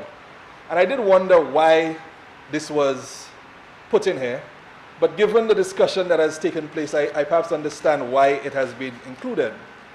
That being said though, Mr. President, when I compare the disqualification section on this and what I know tends to obtain in disqualification sections, and by way of example, I want to refer to Section 16 of the Youth Economy Act, where you have, for example, the fact that the person is a bankrupt, or has been declared bankrupt by a court, is mentally incapacitated, or has been convicted of a criminal offense. I think these sections are a glaring omission from the Firearms Amendment Act, particularly given the fact that we are going to be entrusting to persons a decision which has great repercussions of a moral and legal consequence. So the need to insert in this section, Section 5, and particular 2B, the requirement or the disqualifying condition that persons who have been declared bankrupt cannot serve on the board. And I think the need for that is obvious. You don't want persons who would be susceptible to bribery or other monetary influence. Disqualifying persons who have been declared mentally incapacitated. Again, I think that the necessity of that is very clear. And then obviously, again, persons who've been convicted of a crime. The last thing you'd want is somebody who, for heaven's sake, has been convicted of a gun crime, determining who can now get a firearm. So I will be commending an amendment to this section when we move into the committee stage. I also had a concern with section 14, which is seeking to amend section 28 of the Act. And I heard my colleague Senator Stanislaus make mention of the ghetto gunsmiths and this section being aimed at preventing them. However, or preventing them from operating. However, when I compare section 28 as it originally was drafted, I note that provision was made for particularly repair of firearms by firearm dealer licensees. And again, I think in our desire to prevent people from doing illegal and unlawful things, we fail to recognize that firearms will need repair. And this section 28, as amended, does not make provision for licensed firearm dealers to carry out repairs to firearms. So I would recommend again that we include wording which is similar to section 28 as provided, for example, which said very simply, a person shall not manufacture, sell, transfer, lend, repair, test, or prove any firearm or ammunition, expose for sale, transfer, or have his or in her possession for any of the purposes in paragraph A, any firearm or ammunition, or convert into a firearm any imitation firearm or gadget. We can leave that part out, unless he or she is a firearm dealer. So again, I would commend us including language similar to what was in section 28 previously, to ensure that persons who are carrying out legitimate functions and repair of a firearm for a licensed firearm holder is a legitimate function. Because the last thing you want is somebody carrying a faulty firearm with them because they could not get repair and then seeking to use it in a situation of need and then injuring either themselves or some innocent bystander because the firearm is not functioning properly. I also noted under section 3, and perhaps I should have started there, that we are now including under the definition of firearms air rifles, air guns, and air pistols. And I happen to know that there are persons who have such firearms, as they're now called, in their possession, because at the time when they did acquire them, there was no regime that governed their acquisition. Those persons obviously would now become illegal firearm holders, for want of a better word, just through a change of the law, but no reflection on them. There's no provision in here for either grandfathering them under the legislation or providing some mechanism whereby their possession of these firearms can be regularized in short order. And again, I believe some consideration ought to be given to that, because we'd be criminalizing persons who are otherwise lawful and lawfully abiding persons. The process, as I understood it before, was that the commissioner would have given you express permission under a letter, but not strictly speaking a license. So these are my considerations for amendment or, to the bill, or areas where it could be enhanced or strengthened. Thank you, Mr. President.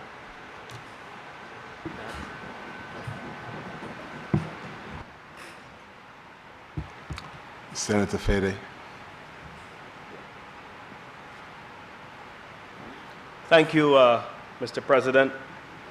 I rise to make a few comments on this rather important bill. Mr. President, my own experience with gun violence is me having to attend dozens of funerals of young men, some that I have grown to know very well, because I would have had the opportunity of sharing with them a constituent member of parliament relationship.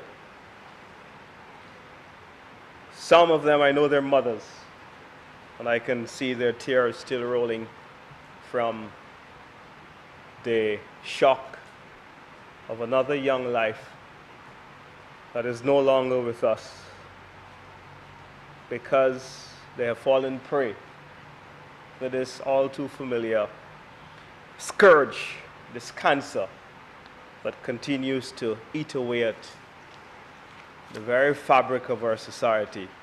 And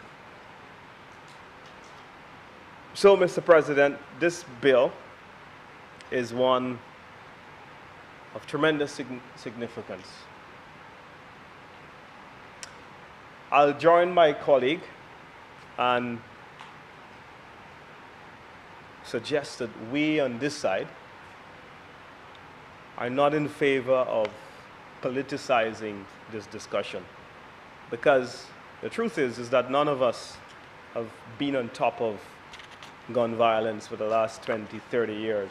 You've had successive administrations, SLP, UWP, and we haven't been able to rectify the challenges. In fact, one former prime minister is famously on record for saying that the criminals should give the people a break for Christmas. Another prime minister is on record of saying that none of us are safe. And this is following an incident where outside his constituency office on Constituency Day, there was an altercation which included and which resulted in someone being shot outside his constituency office while he was meeting with constituents at the time. And so we're all exposed to this problem. My colleague is indeed very right that this situation does impact socially, but also economically as well. People are beginning to feel unsafe. It is not unusual to hear comments by people that we know say, we're not going to the beaches anymore after 6 o'clock because it has become unsafe. Business people are small business people, large business people are victims of robberies. People go to funerals these days and worry about their lives. In fact, in some communities, you've seen some funerals that the police has had to pluck up a significant amount of patrol and manpower personnel because of expected gun violence that may come about because of a situation involving the person who's being buried. So, believe you me, Mr. President, when I tell you that I do not wish to politicize this matter. But I want to make a few comments that are of grave concern to me.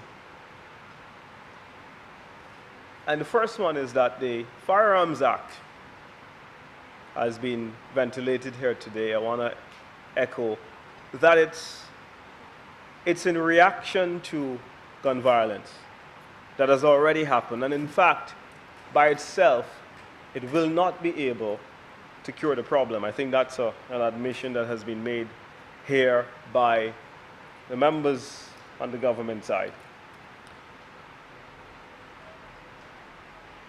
Mr. President, to accompany gun control or stiffer penalties regarding illegal or legal firearms, we need to ensure that our borders are protected. We need to have a system by which we control the flow of guns that are coming in. Because it is clear, Mr. President, that we don't manufacture them in St. Lucia. Most of it's coming from the US and nearby Caribbean islands, and some from the northern coast of South America. And so what we have to do is to ensure that we work very diligently to make sure that the police is properly equipped with the necessary tools that it requires to fight this problem from a multiplicity of angles. So, Mr. President, I've heard comments that the police should do more, but the police is under-equipped to deal with this problem. Many times the radars don't work. The vessels that we have to cover an island that is 27 miles long on both sides, and if you consider the north and the south as well, how do we adequately resource the police to ensure that that is done? So there must be that effort. Blaming the police alone or saying that the police must do more doesn't solve the problem. Mr. President, I want to also echo the sentiments by my colleague about the Canine Unit. And there were issues ventilated by the Prime Minister, who holds a part of the national security portfolio. It's a very cumbersome arrangement in the cabinet. One minister is responsible for administration, and another minister is responsible for policy.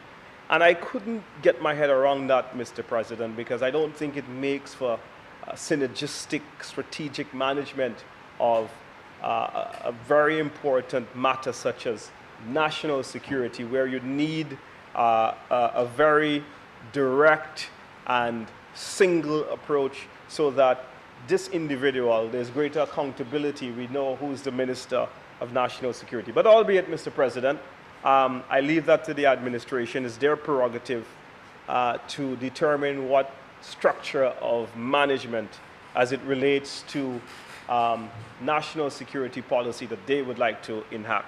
But the Prime Minister is on record publicly as indicating that the $40,000 a month that they were paying for the Canine Unit was too costly.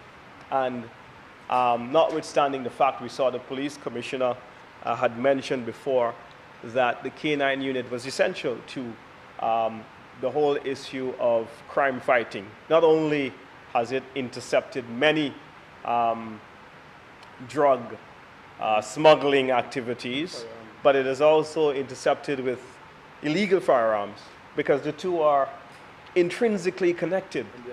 When the drugs is coming in or leaving, usually guns is also coming in, because there are many parcels or many fines that they, if you look at the various reports and disclosures from the police, you would see that whenever drugs is being intercepted, that they're also intercepting sometimes within the same operation illegal guns as well, because the drug traffickers require a weapon to protect turf and to also protect themselves in this rather dangerous trade. So I think that that's a mistake to spend less than $500,000 a month to continue to mount up the pressure and to beef up the police and to give them the necessary tools that they require so that they can have a better handle of the situation. That is a mistake. And that to me is very, very unfortunate and has weakened the police force in their ability to deal with this problem. The scanners at customs from time to time would not work. And so having to deal with large consignments, I heard the senator mention that customs would empty her personal belongings when they come from overseas. I mean, not all of us are fortunate to get barrels from overseas, but the fact of the matter is that there's a large portion of consignments that are coming in, and these consignments, usually we don't have enough personnel to take barrels and boxes and empty them manually. So we need scanners so that we can actually go on a wholesale, large-scale basis to be able to scan all of the barrels and all of the boxes and all of the consignments of goods, whether in containers or barrels, so that the customs officials can be on top of that situation. So when I speak of equipment, these are some of the areas, and too often we hear the complaint by enforcement authorities, whether it's customs or police, that there just isn't enough support from the various administrations. And that's one of the things that both of us will have to do more. We will have to put a lot more money to where our mouth and where the rhetoric is, because both political parties would like to give the impression today to people that are listening that we care about the crime situation. Of course we do. So this must be closely aligned to the amounts we've made available in the budgets. And then, of course, Mr. President, the foreign policy of our country. As a small island developing state with no military, we'll need to ensure that we get the best international help to fight this whole question of national security, securing our borders. I know that many years ago, a joint CARICOM effort would have signed an agreement called the Shipwrighter Agreement, which would have given U.S. vessels passing through Caribbean waters to intercept drug traffickers or illegal substances, the legal authority to be able to do that. We want to strengthen these partnerships, and we want to ensure that we have greater partnerships working with the British and the Canadians and all the various traditional allies that have had a strong interest in seeing that the Caribbean basin is a basin of security, that we must ensure that we maintain these relationships, we don't do anything to undermine them, these relationships, that when we go to international forums, that we are leaving these countries with no doubt that St. Lucia is in their corner in every possible way, so that we can get the requisite and the commensurate and the reciprocal assistance. Because if we go to the Organization of American States, for example, the OAS, that there should be no question whether we're with Venezuela or whether we're with the Americans.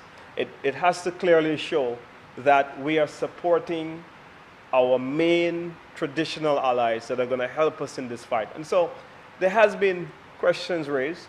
The government has taken some very controversial decisions and made some controversial statements in international forums that has left us to worry whether these relationships are intact.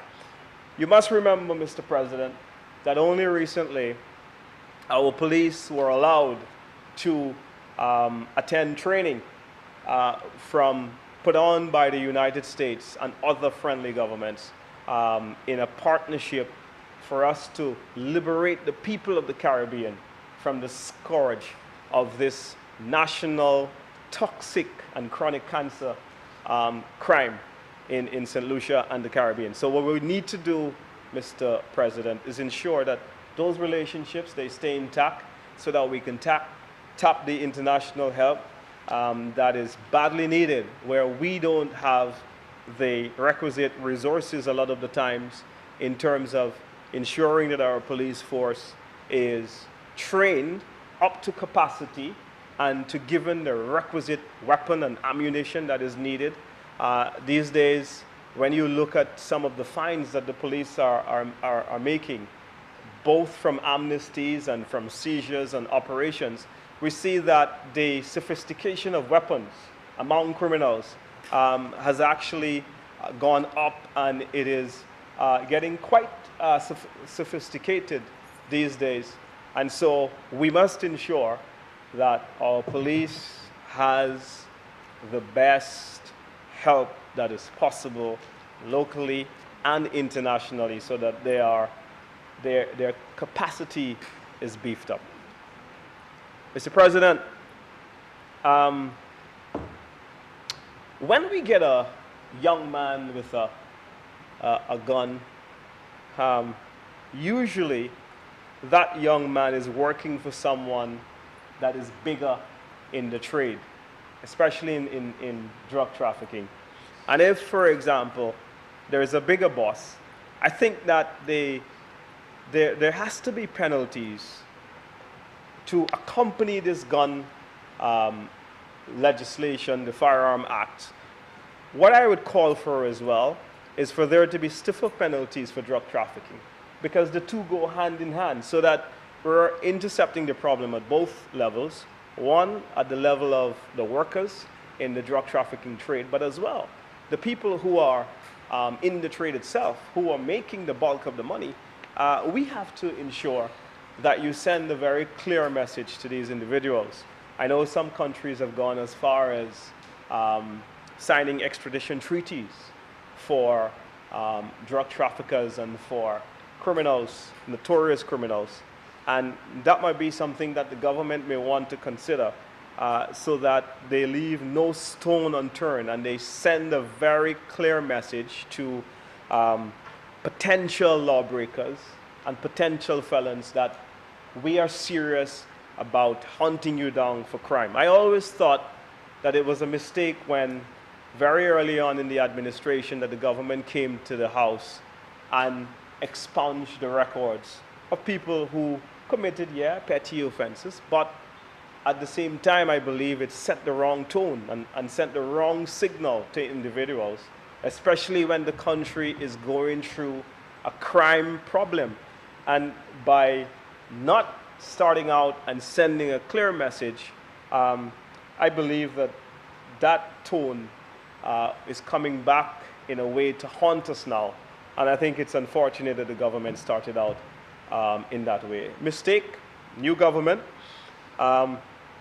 These things happen, but I would definitely want to register my own disappointment and reiterate that wasn't the thing to do while the country was going through and continues to go through a crisis with the crime situation.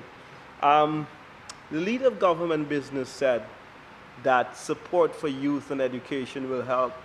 And as he was saying that, I thought of the high dropout rates in schools.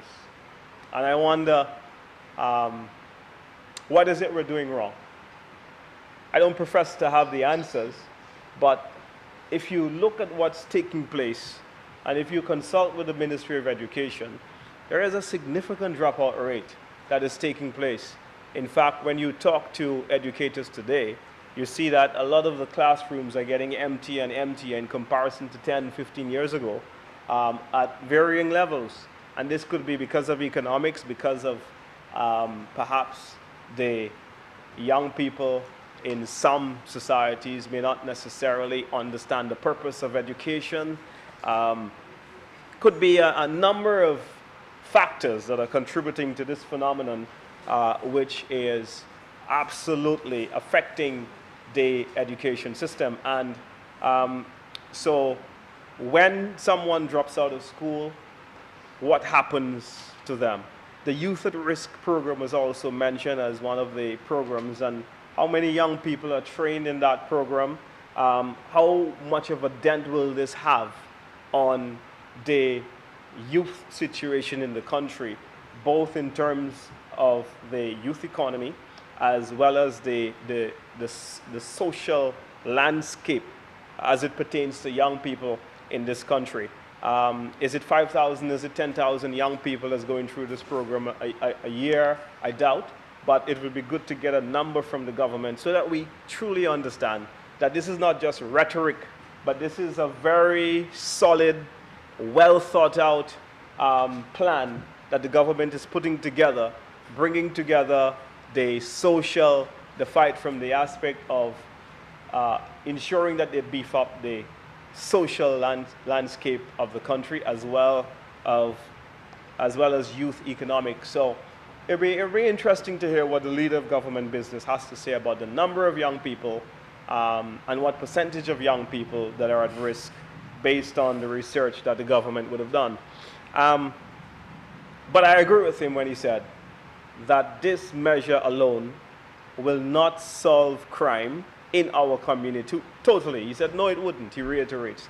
And I share that view as well, that this cannot by itself solve the crime situation. So there is really a lot more work for the government to be done to ensure that they, first of all, articulate a clear plan, a very concise plan, ensure that the plan is coming from a multiplicity of angles so that we can get on top of this situation. The opposition remains very, very available to help in whatever way we can.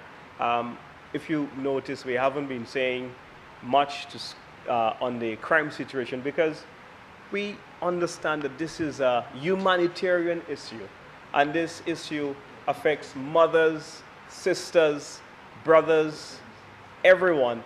The horror of little children sometimes witnessing the whole barbarity of gun violence is something that is absolutely debilitating to the psyche of a number of our young people. And so what we want to make sure is that we are adding our voices to this in a very positive way that will help to add to being a solution to the problem and not contributing to the problem. My colleague, Mr. President, spoke about the board and the shameless politicization of it. The board, as the legislation states, the amendment, which we've gone through here today, would have said the Commissioner of Police, the PS of National Security, the Minister of National Security nominates 3 members of the board, which is the majority. So it means, therefore, that the minister's nomination has the majority of the voting numbers on the board. This is then approved by the Cabinet of Ministers. I'm very surprised at the response because my colleague did not suggest that by putting politicians now and taking the absolute power away from the police and now giving the political directorate the power through its nomination of members, he didn't say that because there's something wrong with politicians. That's not the point. The point is that politicians are very exposed because all of us, we go into constituencies, you've got people voting for you, and what it is that people come and expect the kinds of pressure that a politician is under to consider it because of political considerations. Someone in the police force is not under those considerations.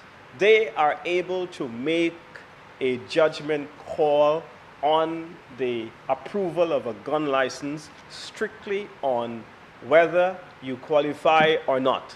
Simple. But what you have done now is that by doing this and constructing the board in this manner, you are now bringing in other considerations. And we are very concerned that the political considerations which are being brought into the mix are dangerous to this whole affair. And I want to echo the sentiments and reiterate that I stand with the Senator Stanislas to ensure that this is something that is untenable.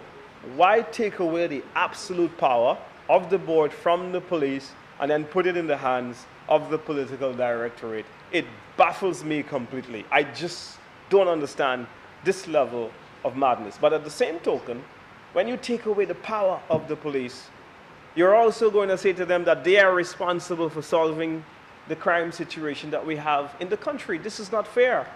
So if you are going to take the responsibility by having the majority of the nominations, then you ought to be responsible for solving the crime situation in the country. So therefore, leave the matter of gun license with the police and let the police sort it out. But to now bring cabinet involved, I think that the cabinet has enough work to do. There is a lot of other problems that are facing us. Let us stick to the business of policy formulation and let's not overreach into what is a very sensitive matter. This is a very serious situation where you're now asking someone with a gun to go face the politician and to put in a word for me to the board because I voted for you. No, this should not be. Why make it that? Why bring that in? That's unfortunate. So I want to reiterate that I agree with Senator Stanislas that in itself is not somewhere that we want to go. So, Mr. President, it is my view that we also need to stiffen the process by application. I brought with me today the requirements from Japan for for gun applications. And it says, Mr. President, it says, for example, it says, take a firearm class and pass a written examination, which is held up to 3 times a year. So you have to then go, take a course, write an exam. If you fail the exam, you have to rewrite the exam. They don't just give you a gun. And then after passing the exam, you must get a doctor's note saying that you are mentally fit and do not have a history of drug abuse. Then the third step, once you would have gotten that note from the doctor, you have to apply for a permit to take firing training, which may take up to a month. Then the fourth step, you have to describe in a police interview why you need a gun. And then the fifth step, pass a review of your criminal history, gun possession record, employment, involvement with organized crime groups, personal debt and relationships with friends, family, and neighbors. The sixth step, apply for a gunpowder permit. The seventh step, take a 1-day training class and pass a firing test. The eighth step, obtain a certificate from a gun dealer describing the gun you want. The ninth step, if you want a gun for hunting, applying for a hunting license. The 10th step, buy a gun and safe and an ammunition locker that meet safety regulations. Step number 11, allow the police to inspect your gun storage. Step number 12, pass an additional background review, and then you get to buying a gun, step number 13. So we see that unlike what happens in the United States of America, where they have had their own issues with gun control, and where they've seen that there has been a deep correlation between gun violence of the highest kind, as well as the lax nature by which they issue guns to their citizens. We see that with Japan, it is much more difficult. Now, ironically, my colleague mentioned that it was in Japan where the former prime minister was gunned down in broad daylight. But when you look at the overall stats for Japan, I think that they would have a better handle on gun crime as would the United States. So, Mr. President, I want to end by saying categorically that I do support changes that would have to be made so that we can also make it more difficult for individuals to get to the application process of guns. So these are my comments to this bill, Mr. President. I posit them to you and I thank you.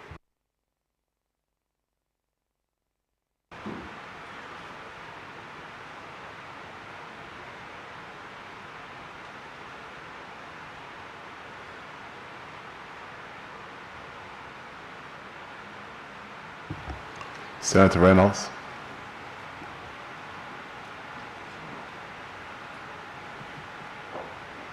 Thank you very much, Mr. President. As I rise to share my comments on these amendments to the Firearm Act, I wish to, first of all, if you allow me, Mr. President, to extend congratulations to the government for a very steady and successful year of service to the people of St. Lucia. I look forward to another year of putting St. Lucians first in a bigger way. I also wish to congratulate the Prime Minister of St. Lucia, the Honorable Philip J. Pierre, and the former Prime Minister, Honorable Dr. Kennedy Anthony, who celebrate 25 years of unbroken parliamentary service to the people of St. Lucia as well as the people of their constituencies, and we wish them well in that extraordinary journey. Mr. President, I stand to support fully the amendments that have been proposed to the Firearms Bill. Because, Mr. President, we must deal with crime and violence in this country. And I applaud the efforts of the government to deal with crime. And one way, Mr. President, to deal with crime is to prevent it. And I want to quote a criminologist, an Italian criminologist, jurist, philosopher, economist, and politician whose theories influence laws in the EU as well as the rights, US rights in the US Constitution, Cesar Beccaria, who offered that government should work to prevent crime rather than focus on punishment. That is exactly what our government is doing in these amendments, trying to prevent crime. And the question is how? Bear with me, Mr. President. Because one may argue that these amendments deal with punishment, severe punishment, and this may be so. But Beccaria also stated that legislation is not about punishing people, but to serve as a deterrent, unquote. Legislation is not about punishing people, but to serve as a deterrent.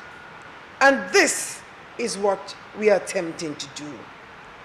He states further, this type of prevention, which we're talking about legislation to prevent crime, where it will be effective, where the threat of punishment outweighs the urge to commit a crime. And as you consider penalties, as we indicated earlier and you've heard discussed by previous speakers, the penalties are hefty. Maybe one or two may not think hefty enough. But fines of 50,000 or imprisonment for a term which may extend to 15 years, to life, $150,000, Mr. President, these amounts can pay degree programs. They can build homes. They can do lots of things for our families instead of paying to the court because a person decides to have an illegal firearm. And so, yes, that threat of punishment will outweigh the urge to commit a crime. Mr. President, I want to discuss a little of these theories proposed by Beccaria because it is very interesting, and I think in some way maybe it influenced what the amendments seek to do. The aim of punishment, he says, and I quote, is not to cause pain to the offender, and I dare to add, the offender and the family members, but to prevent them from doing it again, and to prevent other people from committing crime. So the government, in these amendments, come through to have these punishments, these penalties imposed here, to prevent people from committing crime. And those who are caught, who are charged, convicted, and sentenced, this will serve as an example for others that would not commit crime. And we see this happening even in a classroom situation, in the education sector. Those of us who are educators, when you put the rules in your classroom and the students see one student who's broken the rule and gets the punishment administered, the others will pay attention. And I know, Mr. President, we have hardcore criminals in this small island state. Unfortunately, we do. And they're like our previous speakers indicated, there's much more to be done because it's not only about the drugs. There are some really sick human beings in this country and they need help, and we will discuss a little later what are some of the interventions that have been put in place and can be put in place to deal with them at a very early age. Because you see, Mr. President, the amendment of Section 2612B lists certain convictions which may extend to life.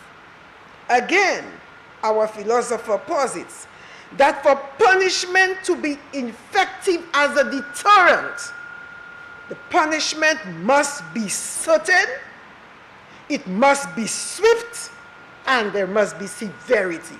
I repeat, the carrier states that for punishment to be effective as a deterrent, it must be certain, the punishment must be swift, and there must be severity. As he explains or defines that level of certainty in the punishment, he said it must be guaranteed that the individuals will be punished. And with that in there, the fines we see imposed in the bill, there is no escaping. One is caught, one is charged, one is convicted and fined, and is either 50,000, 150,000, and up to maybe life based on. And of course, I am very impressed seeing that the board, the appointed board that we have the issue about, they have a responsibility to educate the population about those bills and the consequences, which is very interesting. Mr. President, it was not just that people just pluck things out from the air and put it in as amendments, but it's about putting responsibility on the people of this country, because all of us, as I heard earlier, are responsible and have to put our heads together to fight crime. All of us. The second one, punishment being swift, means no procrastinating. Punishment must be swift to ensure that it works well as a deterrent. And the severity, punishment is proportional to the crime. And definitely we've heard, when we've lost a life, a loved one has been taken, no amount of $150,000 and $50,000 can replace a loved one. When we see children without their fathers, mothers without the fathers of their children, mothers are crying about loved ones being gunned down, no amount of money can replace a loved one. This is why we have to take it so seriously. The hefty fines, but a life is worth much more than a hefty fine. The trauma that is experienced at losing a loved one, the sole provider in a family being lost, being killed, what happens to the family? And so I'm proposing, Mr. President, that consideration can be given to a special court for firearm offenses. This seems to be the use of firearm illegal at that. It seems to be the primary instrument that is used to commit murder in this country and in the region. So this is one consideration I may throw out in this August chamber. We continue, Mr. President. Punishment to serve as a deterrent, punishment must be certain, it must be severity, and it must be swift. The bill creates also, Mr. President, a level playing field when it comes to sentencing, when it comes to punishment. What we are doing here today to enact the amendments, that is, the laws, the fines, the penalties, this will apply to all and sundry. No more privileges as perceived in the past. Family, friends, and others who are baka, who break the law, who it is perceived in the past would get away with just a slap on the wrist. Now, it's for everyone. Who knows? so many in the past, well-known, rich, famous, would commit crime, go in, pay their way out, and who knows who. But we have had enough. And I think the people of this country have had enough. And I noticed, Mr. President, the comments emanating from the live when the Prime Minister was presenting in the lower house 2 days ago. St. Lucians was saying, finally, the Prime Minister, we're serious. We've had enough. We've had enough. And I want to share with you, Mr. President, an experience that happened just recently. We have a visiting family member. My sister was here from the UK. And we visited my mom, who lives close by. And we were walking home. And there was a rattling sound. And she just left me and ran into someone's yard. And I'm standing on the road and asking her, where are you going to? And she said, gunshots. It was funny to me at the time, Mr. President, because it was actually a motorcyclist revving his motorbike down the road. But it kind of sent her into a frenzy because a few days previously, we'd heard someone discharging their weapon. And I'm sure, Mr. President, it was an illegal firearm. It was just being fired up on the hill away from where I live. And we were on the steps of my house when she heard it and she went inside. And then to be on the road this time and hearing someone revving up a motorcycle, and she went into panic mode and was running into someone's yard when I was still on the road asking her, where are you going to? So it made me feel sad that the community where I live and grew up, you know, where she lived, where she grew up, now she's walking down the road at 7 p.m. and having to duck because she thought someone is discharging the firearm. So just like in all communities, I'm sure all of us have heard it at some point, where young people figure they're having fun. We see it on social media. It's sad what is happening, what has happened to our country, and it needs to stop. I know there is so much more to be done, but when those perpetrators get to know about the punishment, get to know about the fines, I am hoping when their parents, their girlfriends, their partners talk to them about those hefty fines, because they bring it into the homes of their parents. They bring it into the homes of their girlfriends and expect them to hold it for them, to secure it for them. We as women, as mothers, as girlfriends, as wives, we need to tell our children, our partners, about what can happen. We have a responsibility, not only as lawmakers, but as citizens of this country. If we love our boyfriend, if we love our baby daddy, if we love whoever, we would not want them to go down and face the courts and spend 15 years in prison, missing out on so many years of the children's lives. We need to sensitize. We need to educate our partners, our family members about what the amendments speak to in this bill. And I look forward to the members of the board doing just that, to inform the people of this country what can happen, what will, this is certainty. You will get punished. You will go down. There is no escaping this time. It is in the law. And so I hope to see that support happening to ensure that we continue to fight and fight honestly the crime situation in this country. I want to call on the mother of the women of this country to stand up and reach out to their children, to their community members, to stop this situation.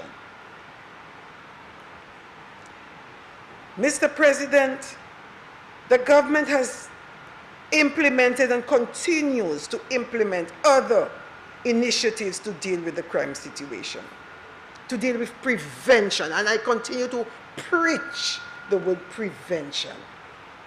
The Youth at Risk program, the domestic violence bill, the youth economy that we passed earlier this morning, and way back when the Labour Party administration implemented the program of counselors in schools. As I indicated earlier, Mr. President, very early, some of us with background in psychology, we can tell when things are not right with our students. We can tell. We see it in their behaviors. And so we can refer them for intervention, whether through the counselors, whether through psychologists or psychotherapists, whether it means medication, we can tell.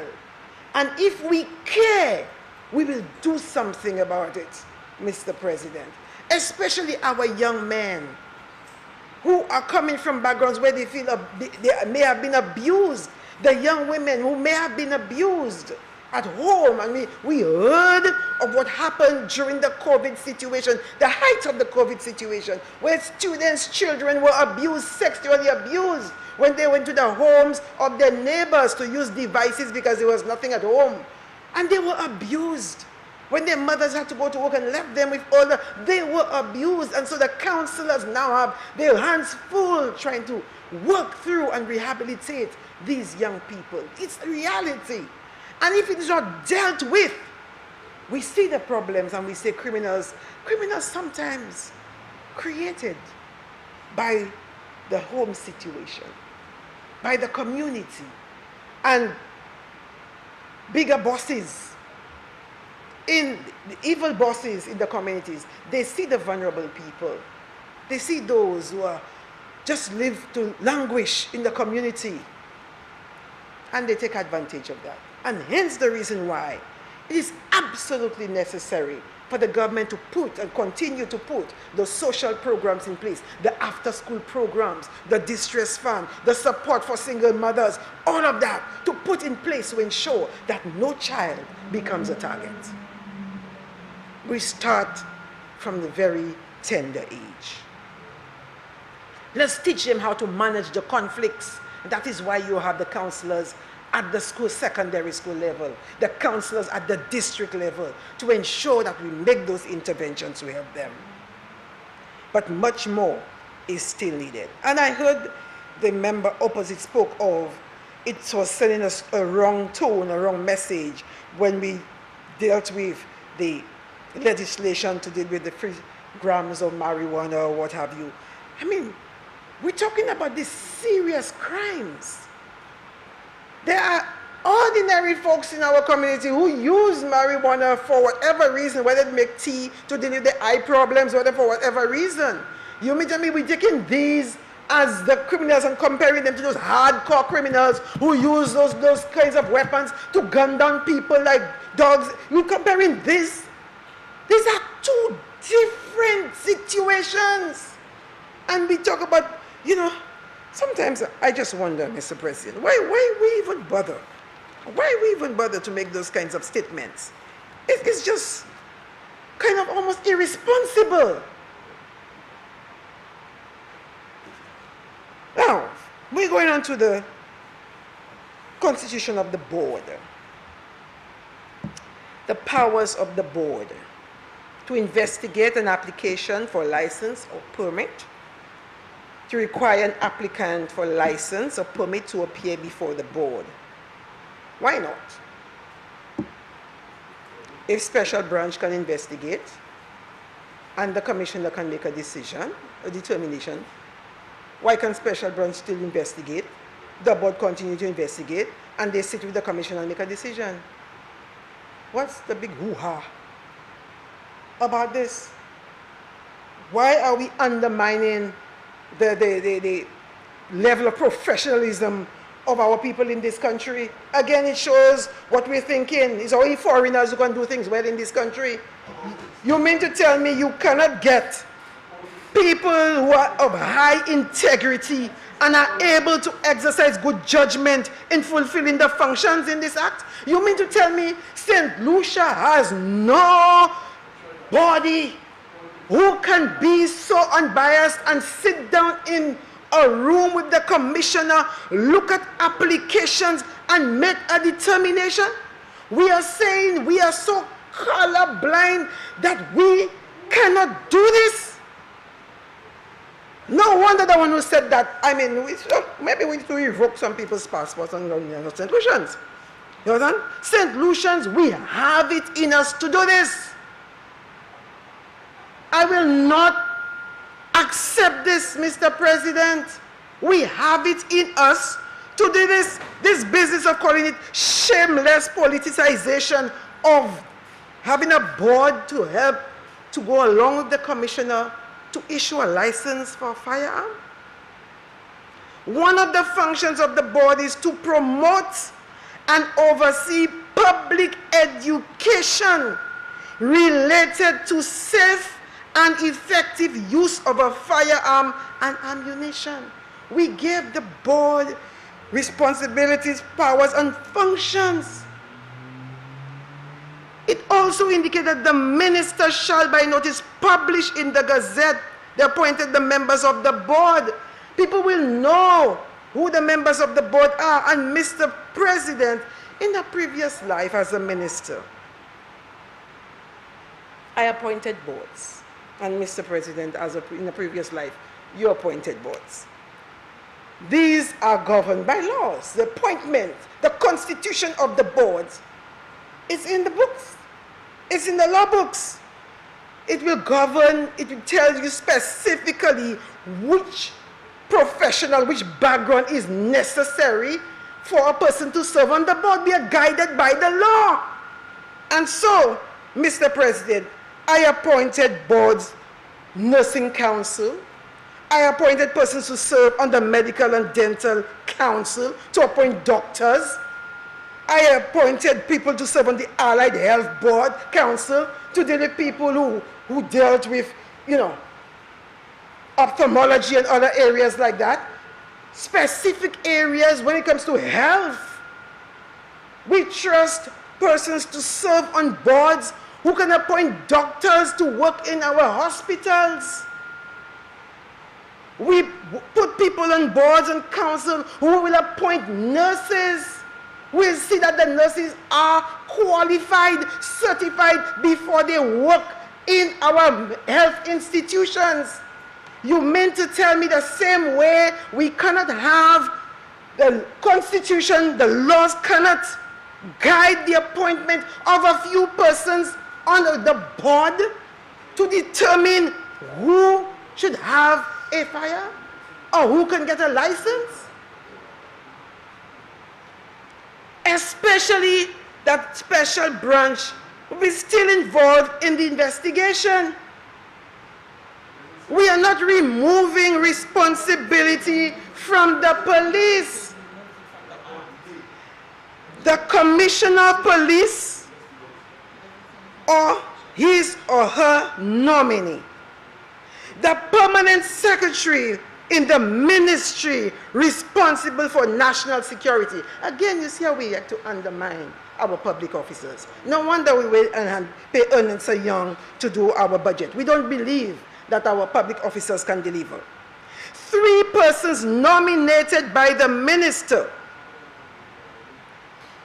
will sit and review the applications.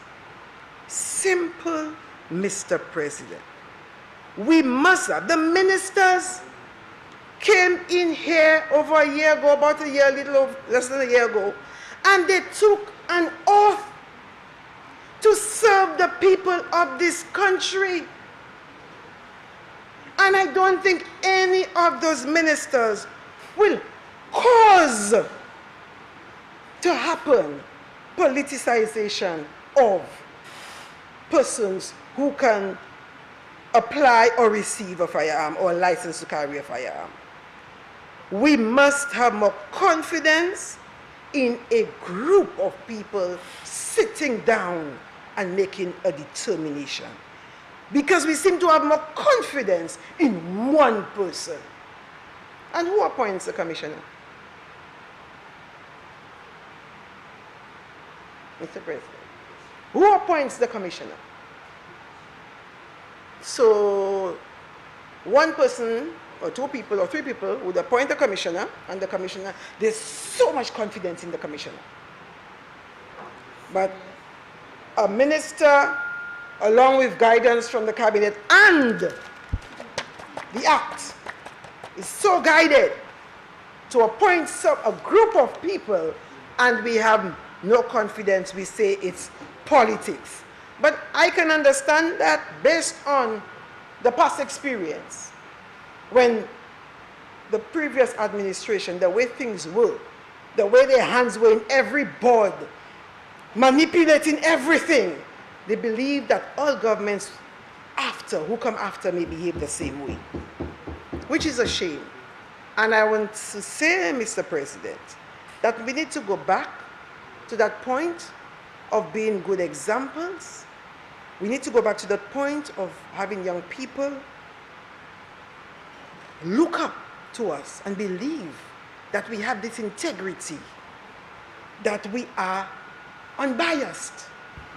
Senator, you have 15 minutes to Thank complete you, your Mr. presentation. President. I am wrapping up. When it comes to the security in this country, which is very, very important to all of us.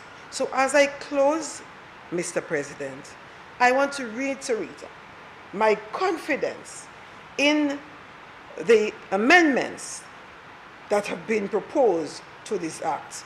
I want to applaud the Prime Minister and the government for these amendments have been proposed and will be passed here this afternoon. I want to appeal to the people of this country that we can work together to prevent crime, to ensure that what is proposed in the bill here this afternoon, the punishment will serve as a deterrent, because failing to do that, we have more problems on our hands.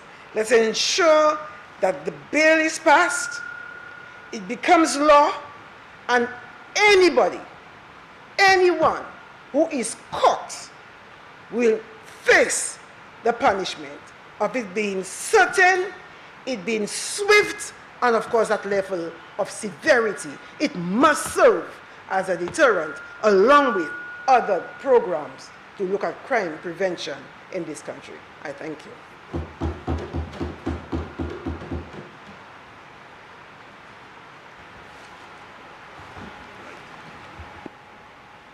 Leader of Government Business.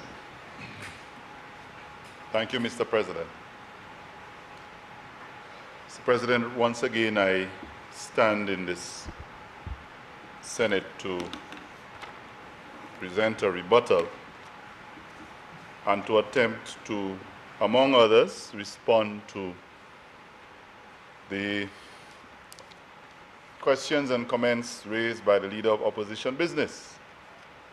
And, Mr. President, for the third time today, once again, I'm speaking to an empty chair.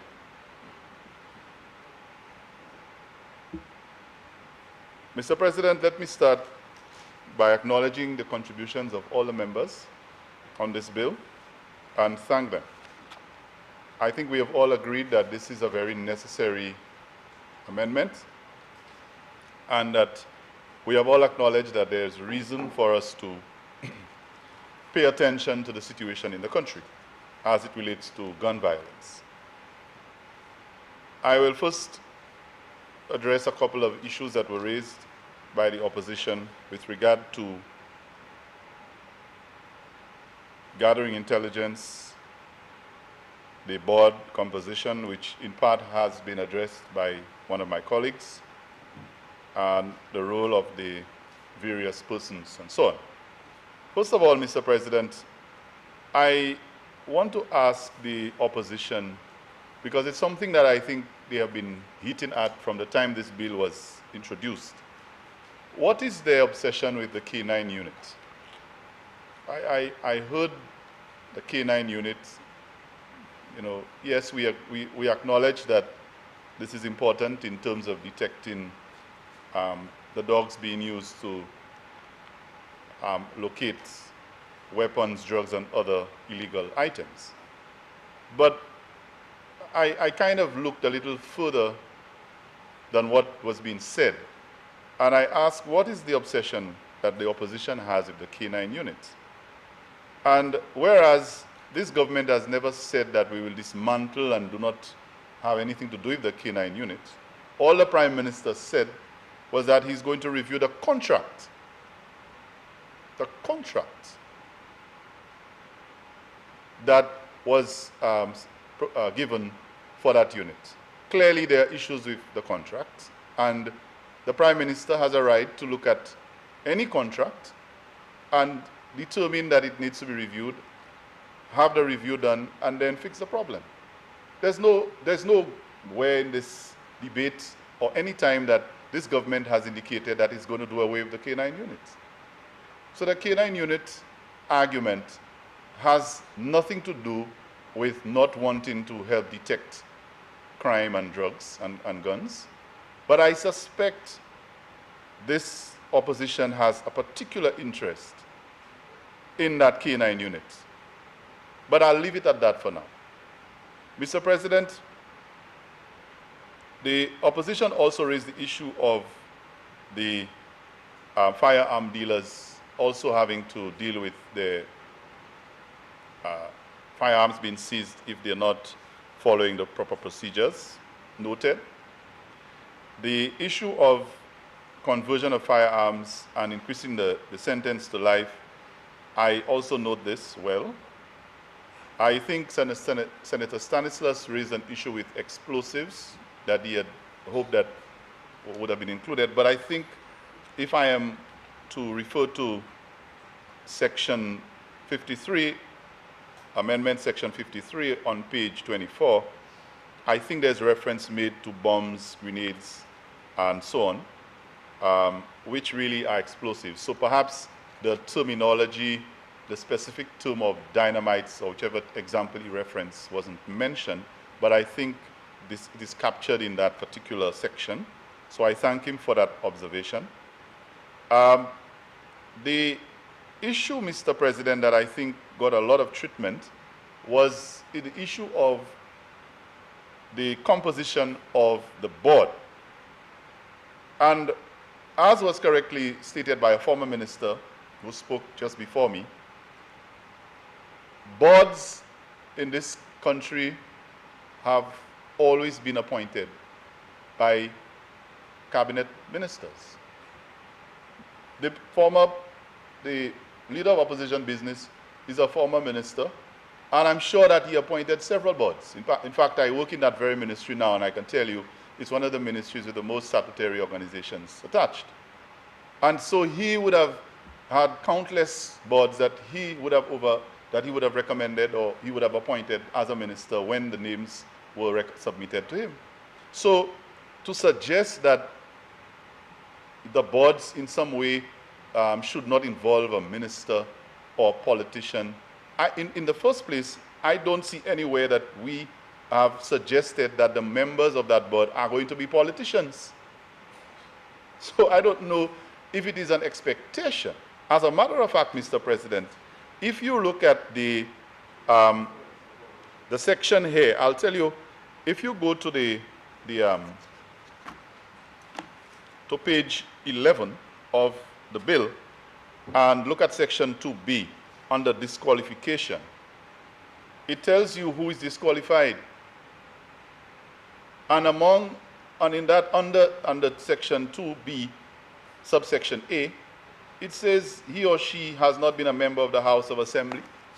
It also says on page 12 that he or she has not been nominated as a candidate of election and so on.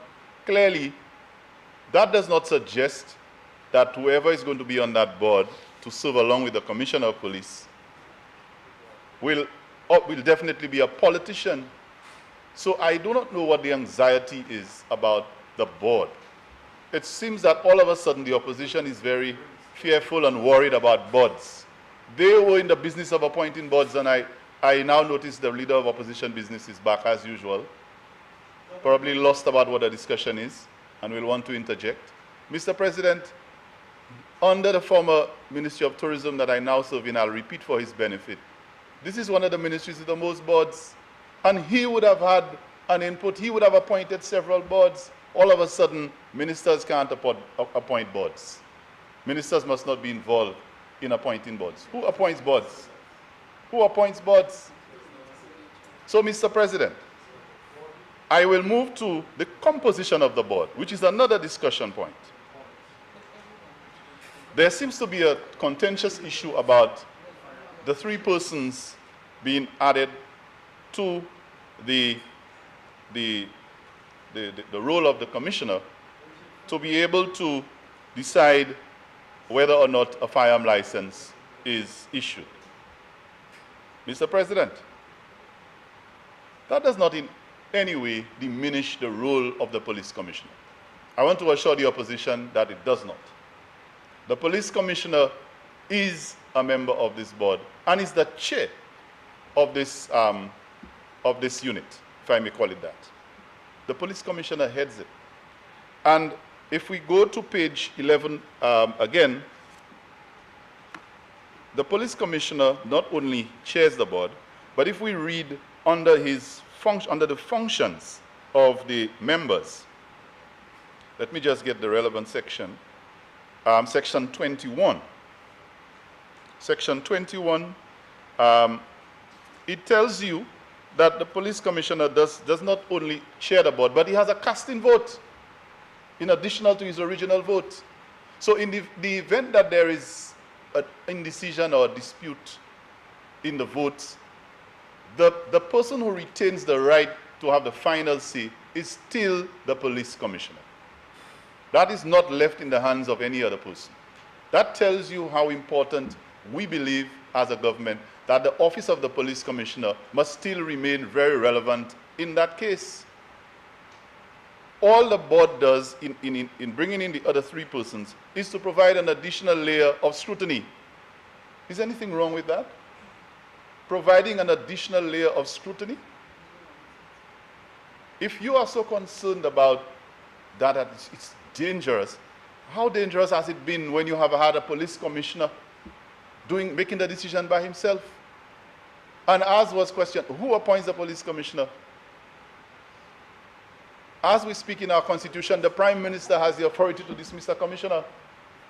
As we speak in this constitution, and it has happened before, former Prime Minister, the late Sir John, dismissed the commissioner because he had the authority to. Maybe it was justified at the time. I was a student at secondary school when it happened. Dismissed the commissioner. Had him, to resign or whatever he did. So, Mr. President, the Prime Minister is a politician. And if the Prime Minister has the legitimate authority to dismiss a commissioner, then it tells us that our system allows for politicians to be able to make certain decisions. That's why we elect them. The people elect politicians to make decisions on their behalf. But the politicians themselves, if they are unscrupulous, there have to be systems in place to keep them in check. And if it is a suspicion that the opposition has because they expect the government to behave in the way that they may have behaved, then I'm sorry. But Mr. President, if the government says that the decision to bring in 3 additional persons, they never said that it was going to be 3 politicians. In fact, it is suggesting that they should not be politicians. It is very, very clear in the sections I quoted that you are becoming so suspicious, then it means you do not want an additional layer of scrutiny. And therefore, why was it okay that a single person could have done it before? It can't be any less dangerous now. Mr. President, also, the appointment of the additional 3 persons to the board in no way compromises or diminishes the role of the special branch in terms of the process of approval of the firearm. It does not, and there is nothing there that suggests that as soon as you have these 3 persons added to the commissioner, that the role of the special branch is no longer required. It is not inferred or stated anyway. So, Mr. President, they still have to do the investigation. The due diligence still has to be done on the applicant by the board. It never referred to it. There was no statement in the bill that says that the special branch may or may not. It never mentioned the special branch. So everything that has happened is going to happen in addition to the 3 appointees. So let us say, Mr. President, that there were no additional appointees. As we speak, the special branch still has to do its due diligence before the commissioner makes the appointment.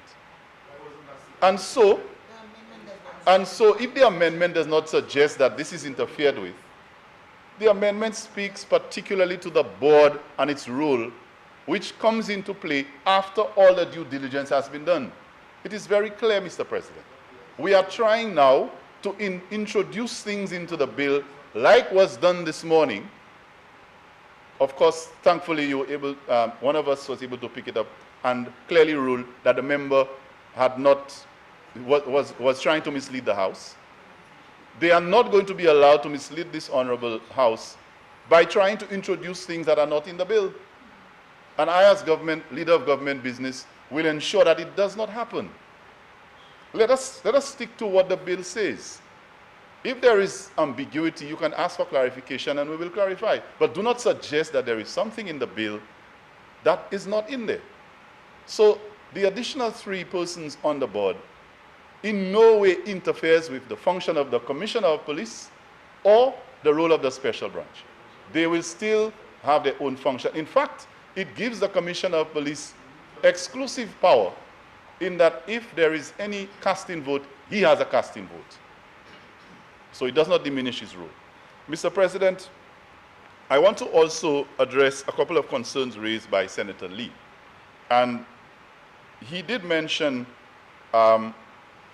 something that has to do with the composition as well, but of course not in the very way that it was raised by the opposition. I think some of the expectations that, and he cited the youth economy in one of the examples, and thought that it should also be the same for this bill.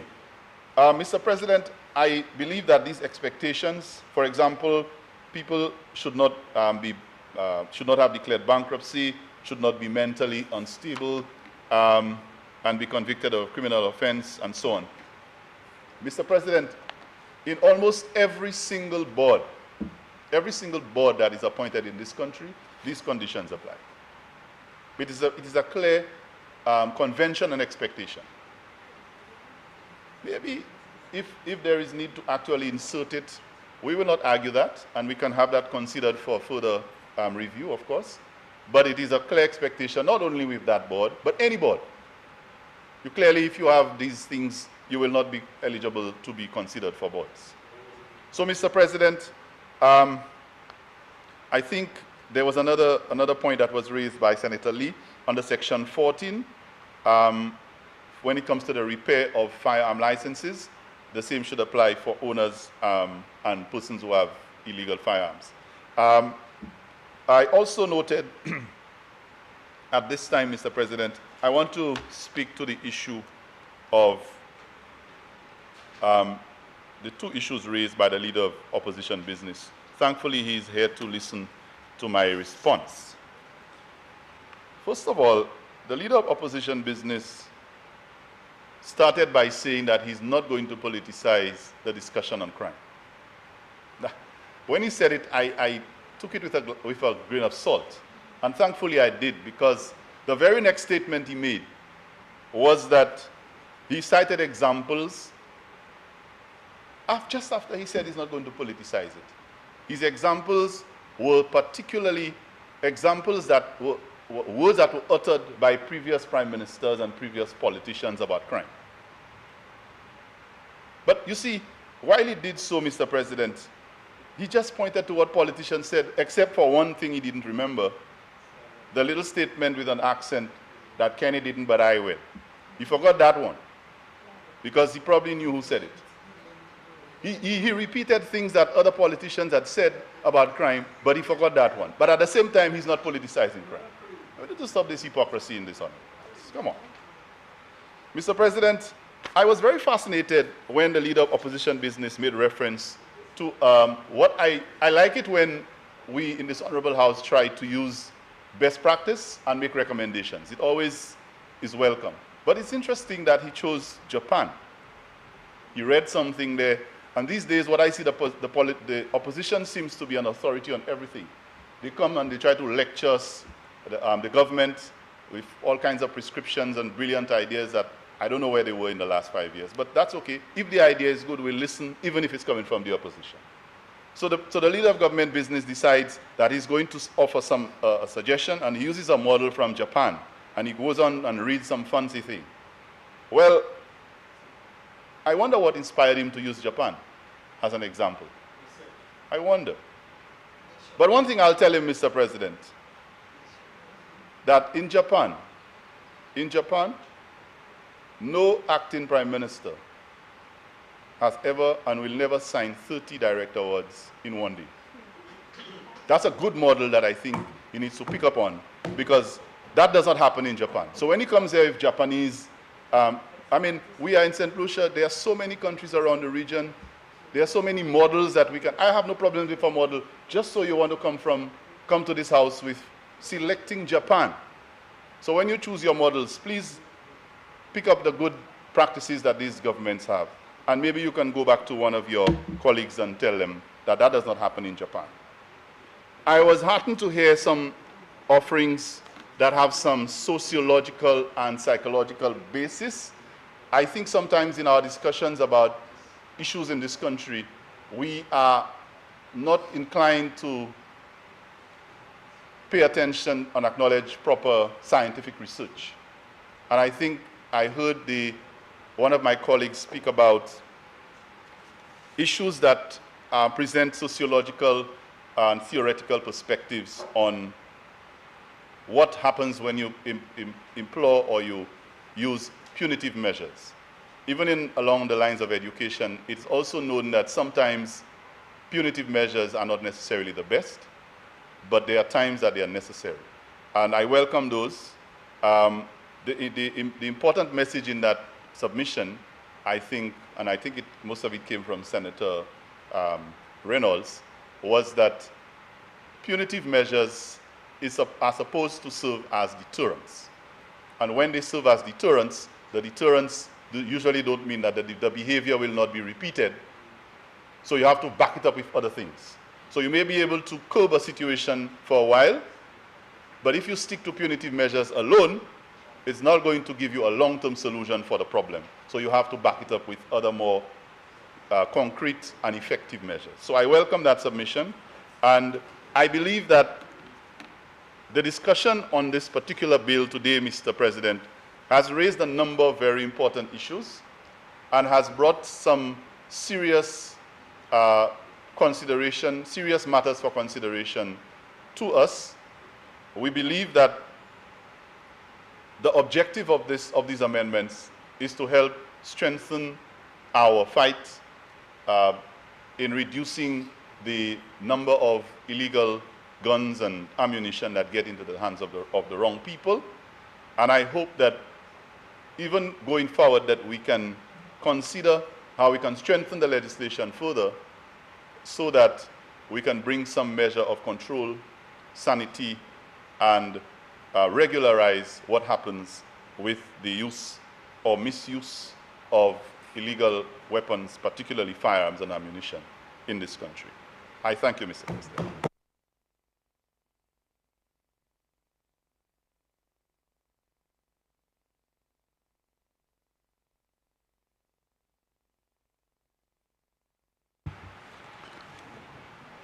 Senators, the question is that the Firearms Amendment Bill be read a second time. I now put the question. As many as are of that opinion, say aye. Aye. As many as are of a contrary opinion, say no. I think the ayes have it.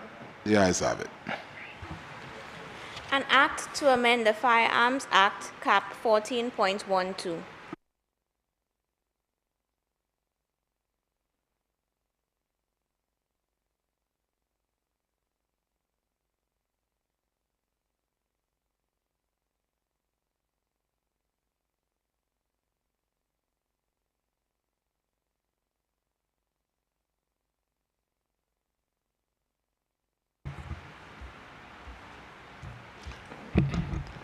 Clause 2.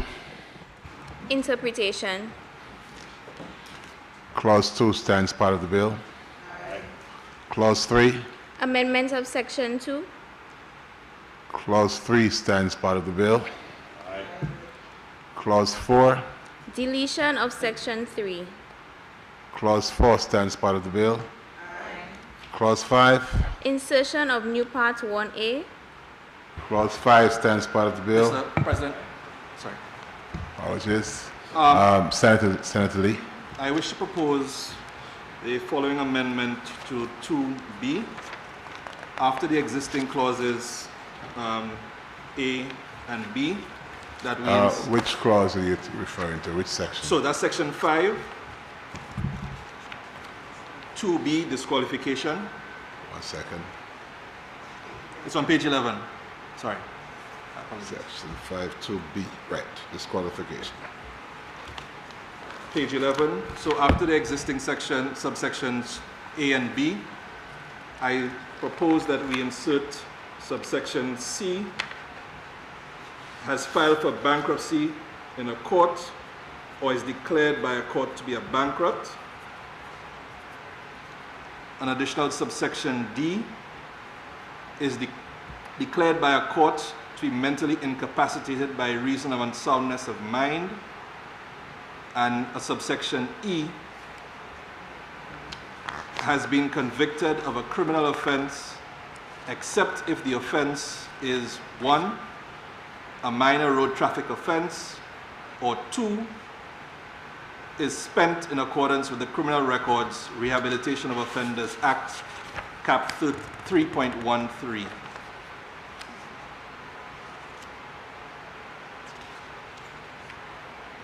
That's it. Leader of Government Business.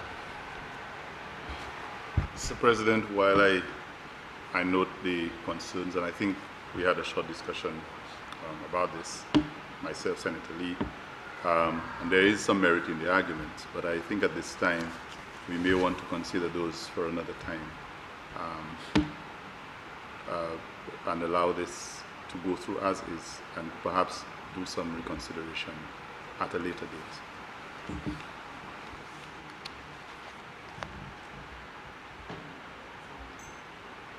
Mr. President, do I get to respond? I can't remember what the process is in committee, whether it's just one statement. You can.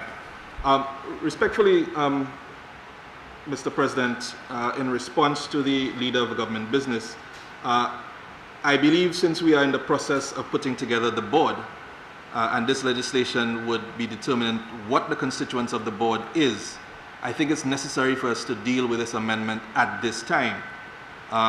To make sure that once we are constructing the board, it is properly defined and properly constructed. As my understanding is, the lower house is sitting again August 8th, which is next week, I believe, or a week after. So it's not such a long space of time within which for this amendment to go back to the House for them to deal with. And I believe, given the opportunity, they probably will agree that this is a necessary amendment. I believe it could be that they may agree, and it's true that we have a sitting soon. But I would not want to propose the amendments be made now. Instead, it would be better to allow for the lower house to deliberate on it and decide to make the amendments at a later date. Than for us to just make the amendments now means that it's going to have to go back and the whole process starts. So I think we can still achieve the same objective. Well, the decision really is for members to make. So I will. Mr. President, I'm not certain, but to me it has to come from the lower house to the upper house. Because if we have to amend it now, I think so, yeah. If we have to make the amendments, I think the entire thing has to go back to the process again from the lower house and back here. That is indisputable. We understand that. Yeah.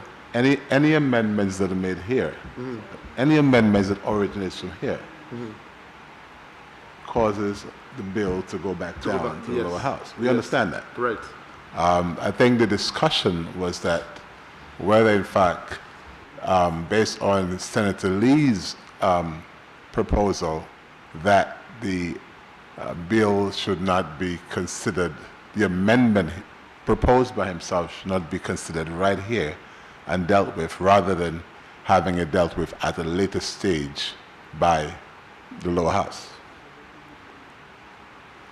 But like I said, this is a decision that has to be made. So I can understand that, maybe the government side may wish to consult with members in the cabinet from the lower house and, whether the best thing might be to defer the bill and to allow the members to have that discussion with their colleagues.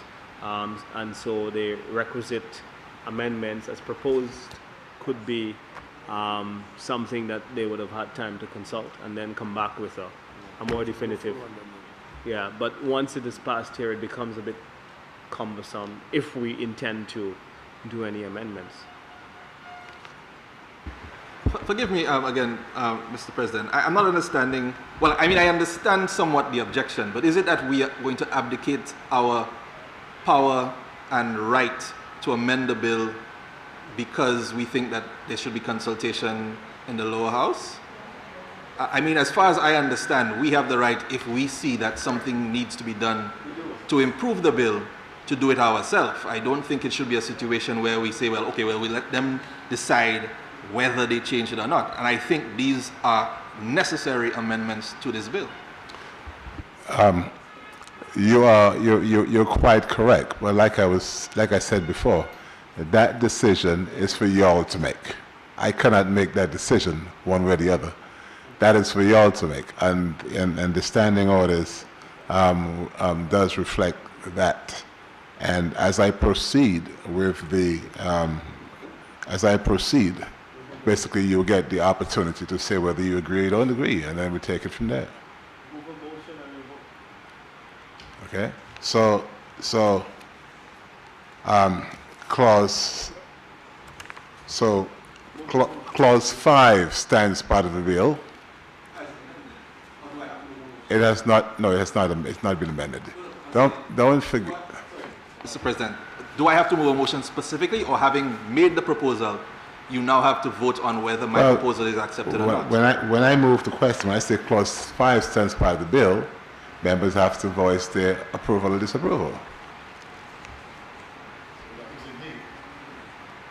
I can't tell you what to say.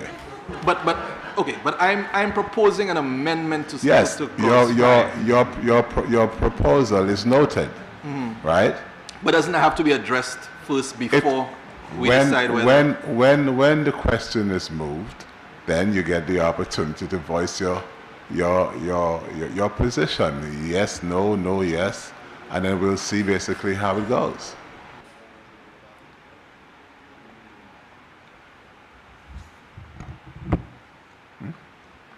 Excuse me?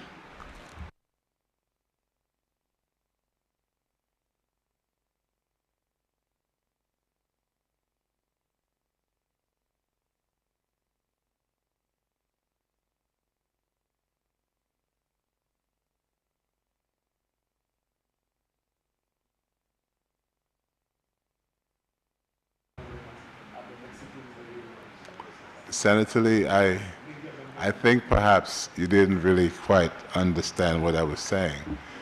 Members do have an opportunity to support or not support any aspect of the bill.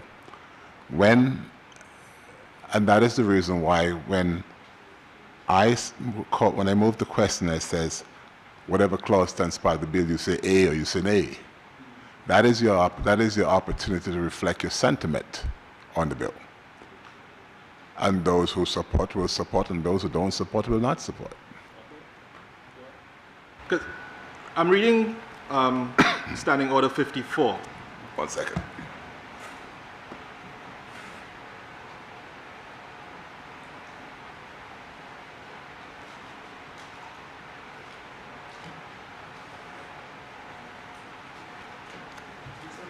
Fifty-four 1. 1 second.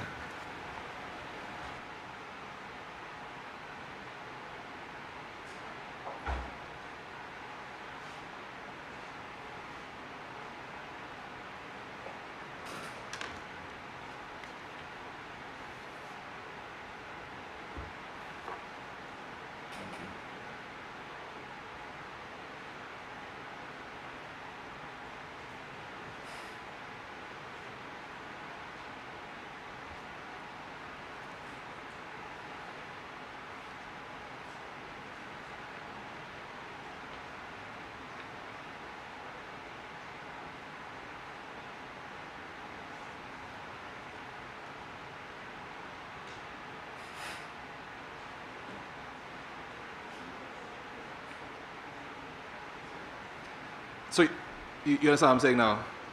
Yeah. I think my proposal for the amendment has to be disposed of one way or the other. And then, so if it's voted down, we'll find it, and we move on to whether 5 forms part of the bill. But having made the proposal, I think it has to be addressed in some manner.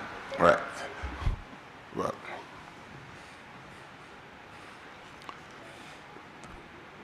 that is precisely what I was alluding to, in that it can be dealt with in the manner that I proposed before I actually moved the question. So Mr. President, my mic is off. 1 second. Listen, I want the leader of government business to be.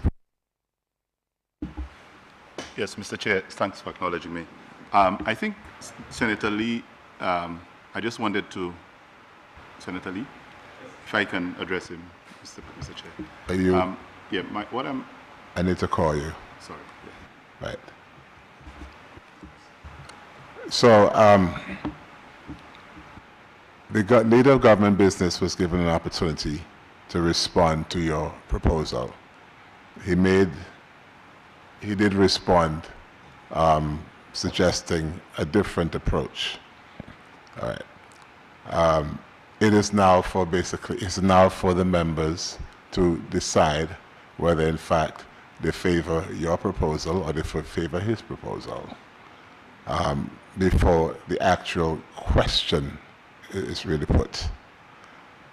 So I will give the leader of government business the opportunity to respond, and then we'll continue.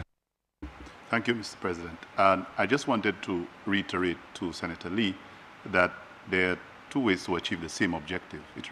We can achieve exactly what is intended, but the method that he's proposing will still go back to the lower house, and my suggestion was that we allow the bill to be passed as is. However, the amendments can then be put to the lower house, and they can bring it back for the amendment to be made. It doesn't have to take a month. The thing is, if we stop the bill now, it still has to go back. And so passing the bill and then bringing the amendments that you've made have been noted, and we can still achieve the same objective. So, which is why I suggested that we go through and then bring it and allow the lower house to go back and make the amendments, and then we come back and pass them. Question, Mr. President. Mr. Leader. Senator. By the way, sorry, Yes. Mr. President. Stanislas. I wasn't quite. When will the And by the way, I did consider some guidance from council. Yeah. when will the bill come into effect? If we are to go your way, you're suggesting pass it on. Please direct your questions from me, Yes, please. for you, Mr. President. When will the bill come into effect? If we have to go with it as is. All bills come into effect after it has been given royal assent. Okay, so if the next sitting is what? Say the next 2 weeks? You can wait. Well, I think that So that the is lower on this. house has already presided over the bill. And Senator Fede. Yeah, sorry, Mr. President. The lower house has already debated, scrutinized, and they have made all of their changes. I think it's for us now as legislators to determine whether we're going to reject or whether we're going to endorse. So this is how the Constitution works, and I would like to uphold the Constitution in that regard. So let's go on to the various clauses, and we just, you put the question and we'll vote. That's the obligation we have to the Constitution. Otherwise, I think we would be in breach of procedure.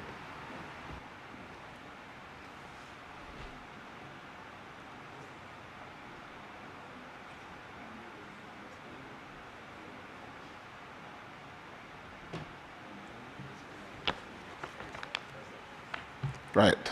So the opportunity and the responsibility belongs to each and every member in the House. So if you agree, obviously you say nay. If you disagree, you'll say no.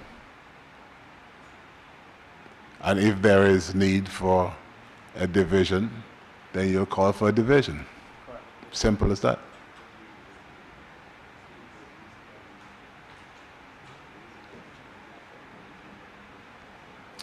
So I will proceed. Clause 5 stands part of the bill. No. Maybe can we get a division, Mr. President, just to ensure that. Madam Clerk.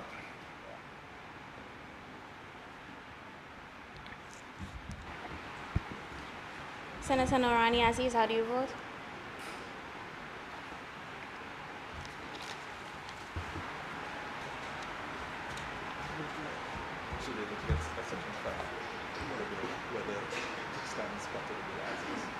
Yea. As Yes, it as is? part of the bill. Yes, as is.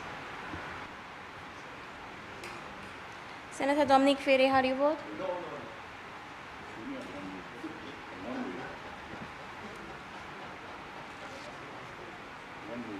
Senator Gibeon Ferdinand, how do you vote? Yea. Aye. Senator Lisa Jawari, how do you vote? Yea. Senator Dee Lee, how do you vote? Senator Alvina Reynolds, how do you vote? I vote aye. Senator Harold Stanislas, how do you vote?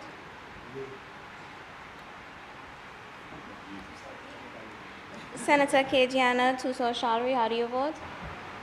Yea. What are you saying?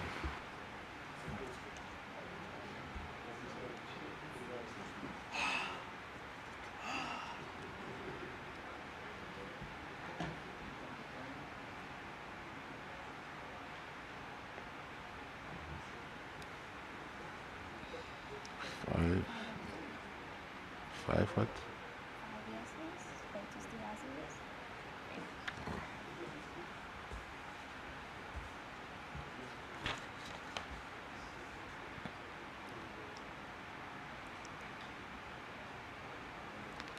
Madam Clerk.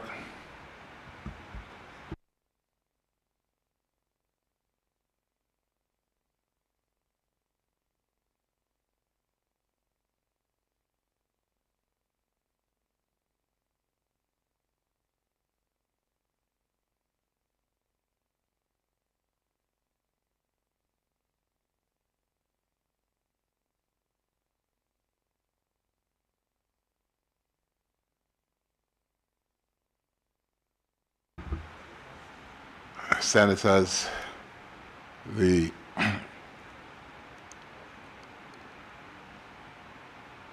bill will remain as is.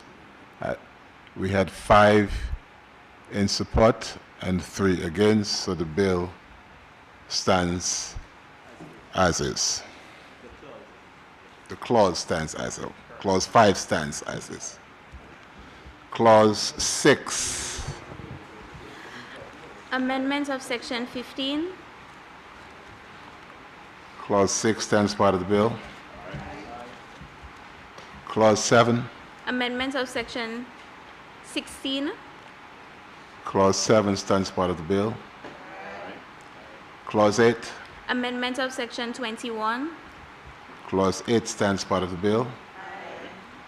Clause 9. Insertion of new Section 21A. Clause 9 stands part of the bill. Clause 10. Amendment of Section 22. Clause 10 stands part of the bill. Clause 11. Amendment of Section 24. Clause 11 stands part of the bill. Clause 12. Amendment of Section 26. Clause 12 stands part of the bill. Clause 13.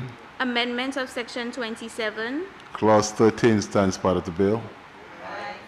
Clause 14. Substitution of Section 28. Mr. President, Senator Lee. I wish to propose another amendment to this section as well, perhaps just for the record more than anything else. I would propose that Section 14 be amended as followed. So it reads where 28(2). An offense is not committed under subsection 1 if a firearm dealer, then we have A in brackets, sells a firearm, or subparagraph, sorry, I should say A, sells a firearm or ammunition to a person, and at the time of the sale, the person purchasing, small I, is the holder of and produces a valid license. Small II is exempt from the requirements of this act under section 23, and then introduce another subparagraph B, repairs, tests, or proves a firearm or ammunition. That's page 19. Page 19. Repairs, not resells. Repairs, tests, or proves a firearm or ammunition.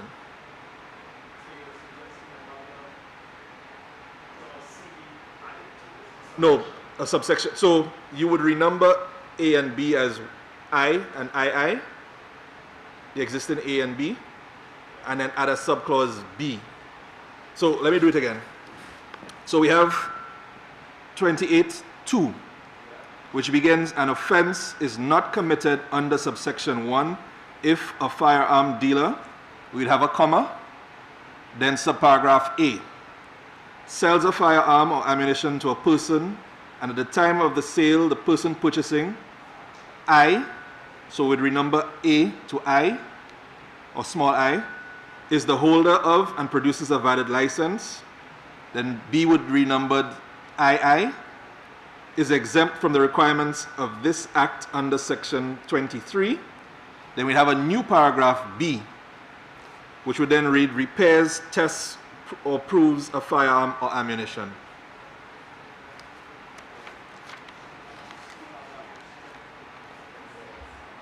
Second?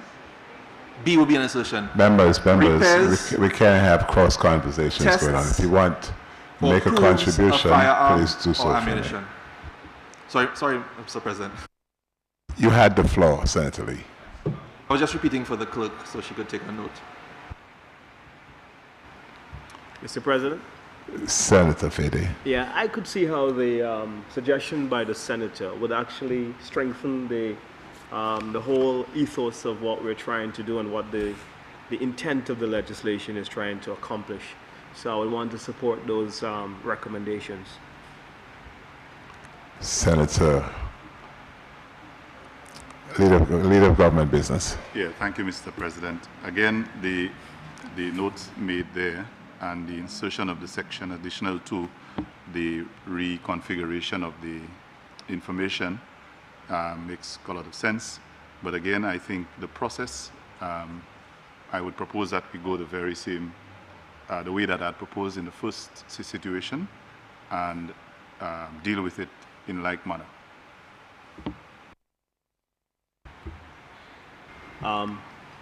Mr. President, just a small submission that if we had to deal with it, are you suggesting Leader of Government Business, through Mr. President, is the member suggesting that we deal with it in like manner? What does that mean? Take it back to the lower house, or what are you suggesting? Leave as is without any amendments? If I can get some clarity.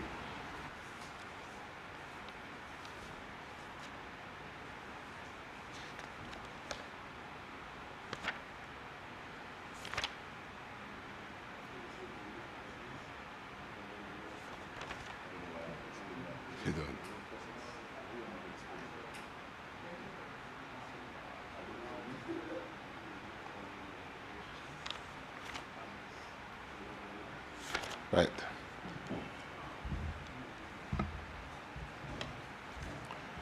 Close. Sorry, Mr. President, sorry. I will just to express my concern in sort of sending it back or waiting for the lower house to deal with it. It means basically they have to bring an amendment, which means it has to go through both houses again, as opposed to us voting on this now and then sending it back to them. Once they approve the amendments, the act comes into effect with the amendments. But Senator, you are getting your wish. Your wish is that for you all to vote on it. You're getting an opportunity.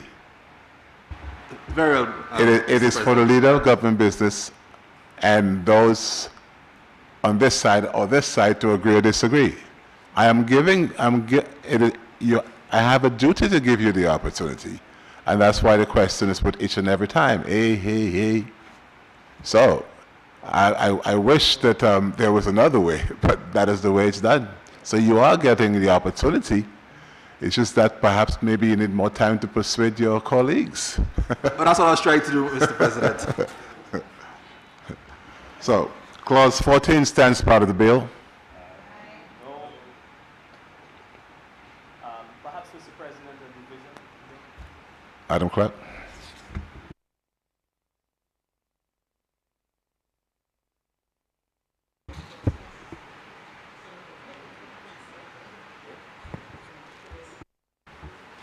Senator Norani Aziz, how do you vote?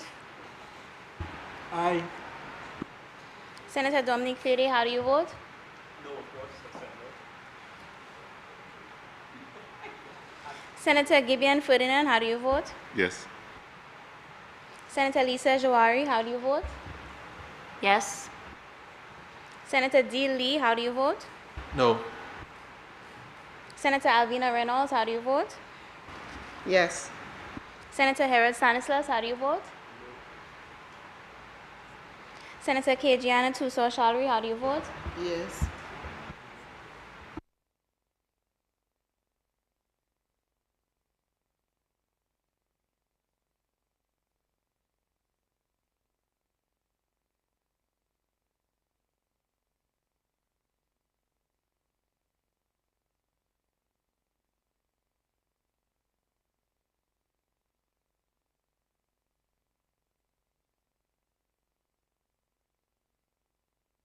Madam Clerk.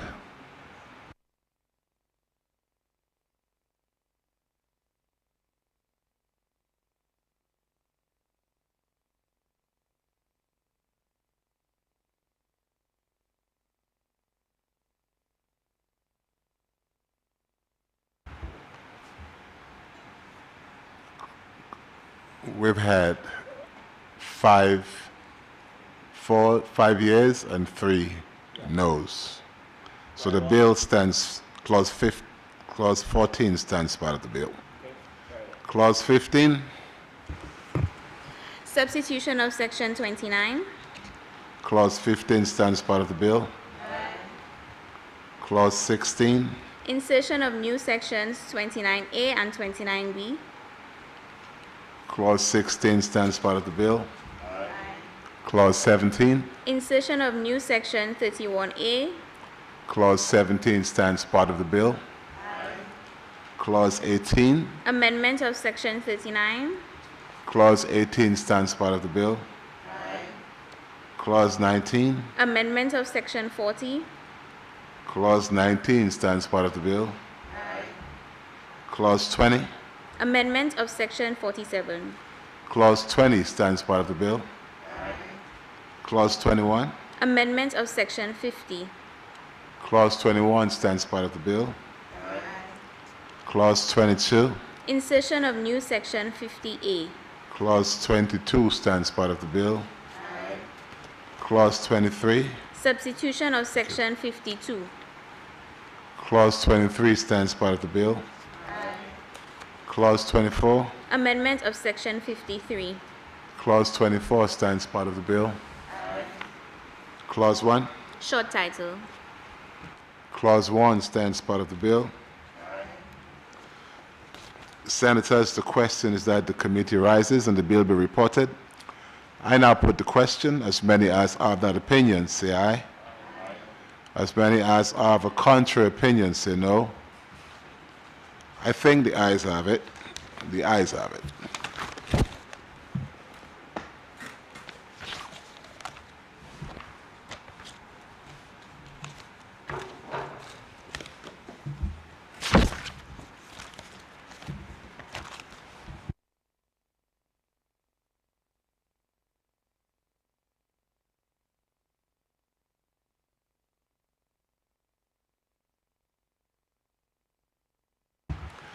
Senators, I beg to report that the Firearms Amendment Bill went through committee stage without amendments.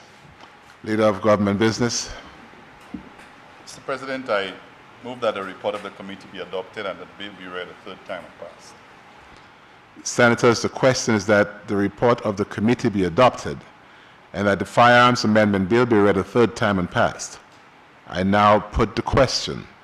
As many as are of that opinion, say aye. As many as are of a contrary opinion, say no. I think the ayes have it. The ayes have it. Be it enacted by the Queen's Most Excellent Majesty, by and with the advice and consent of the House of Assembly and the Senate of St. Lucia, and by the authority of the same as follows. This act may be cited as the Firearms Amendment Act 2022. Leader of Government Business.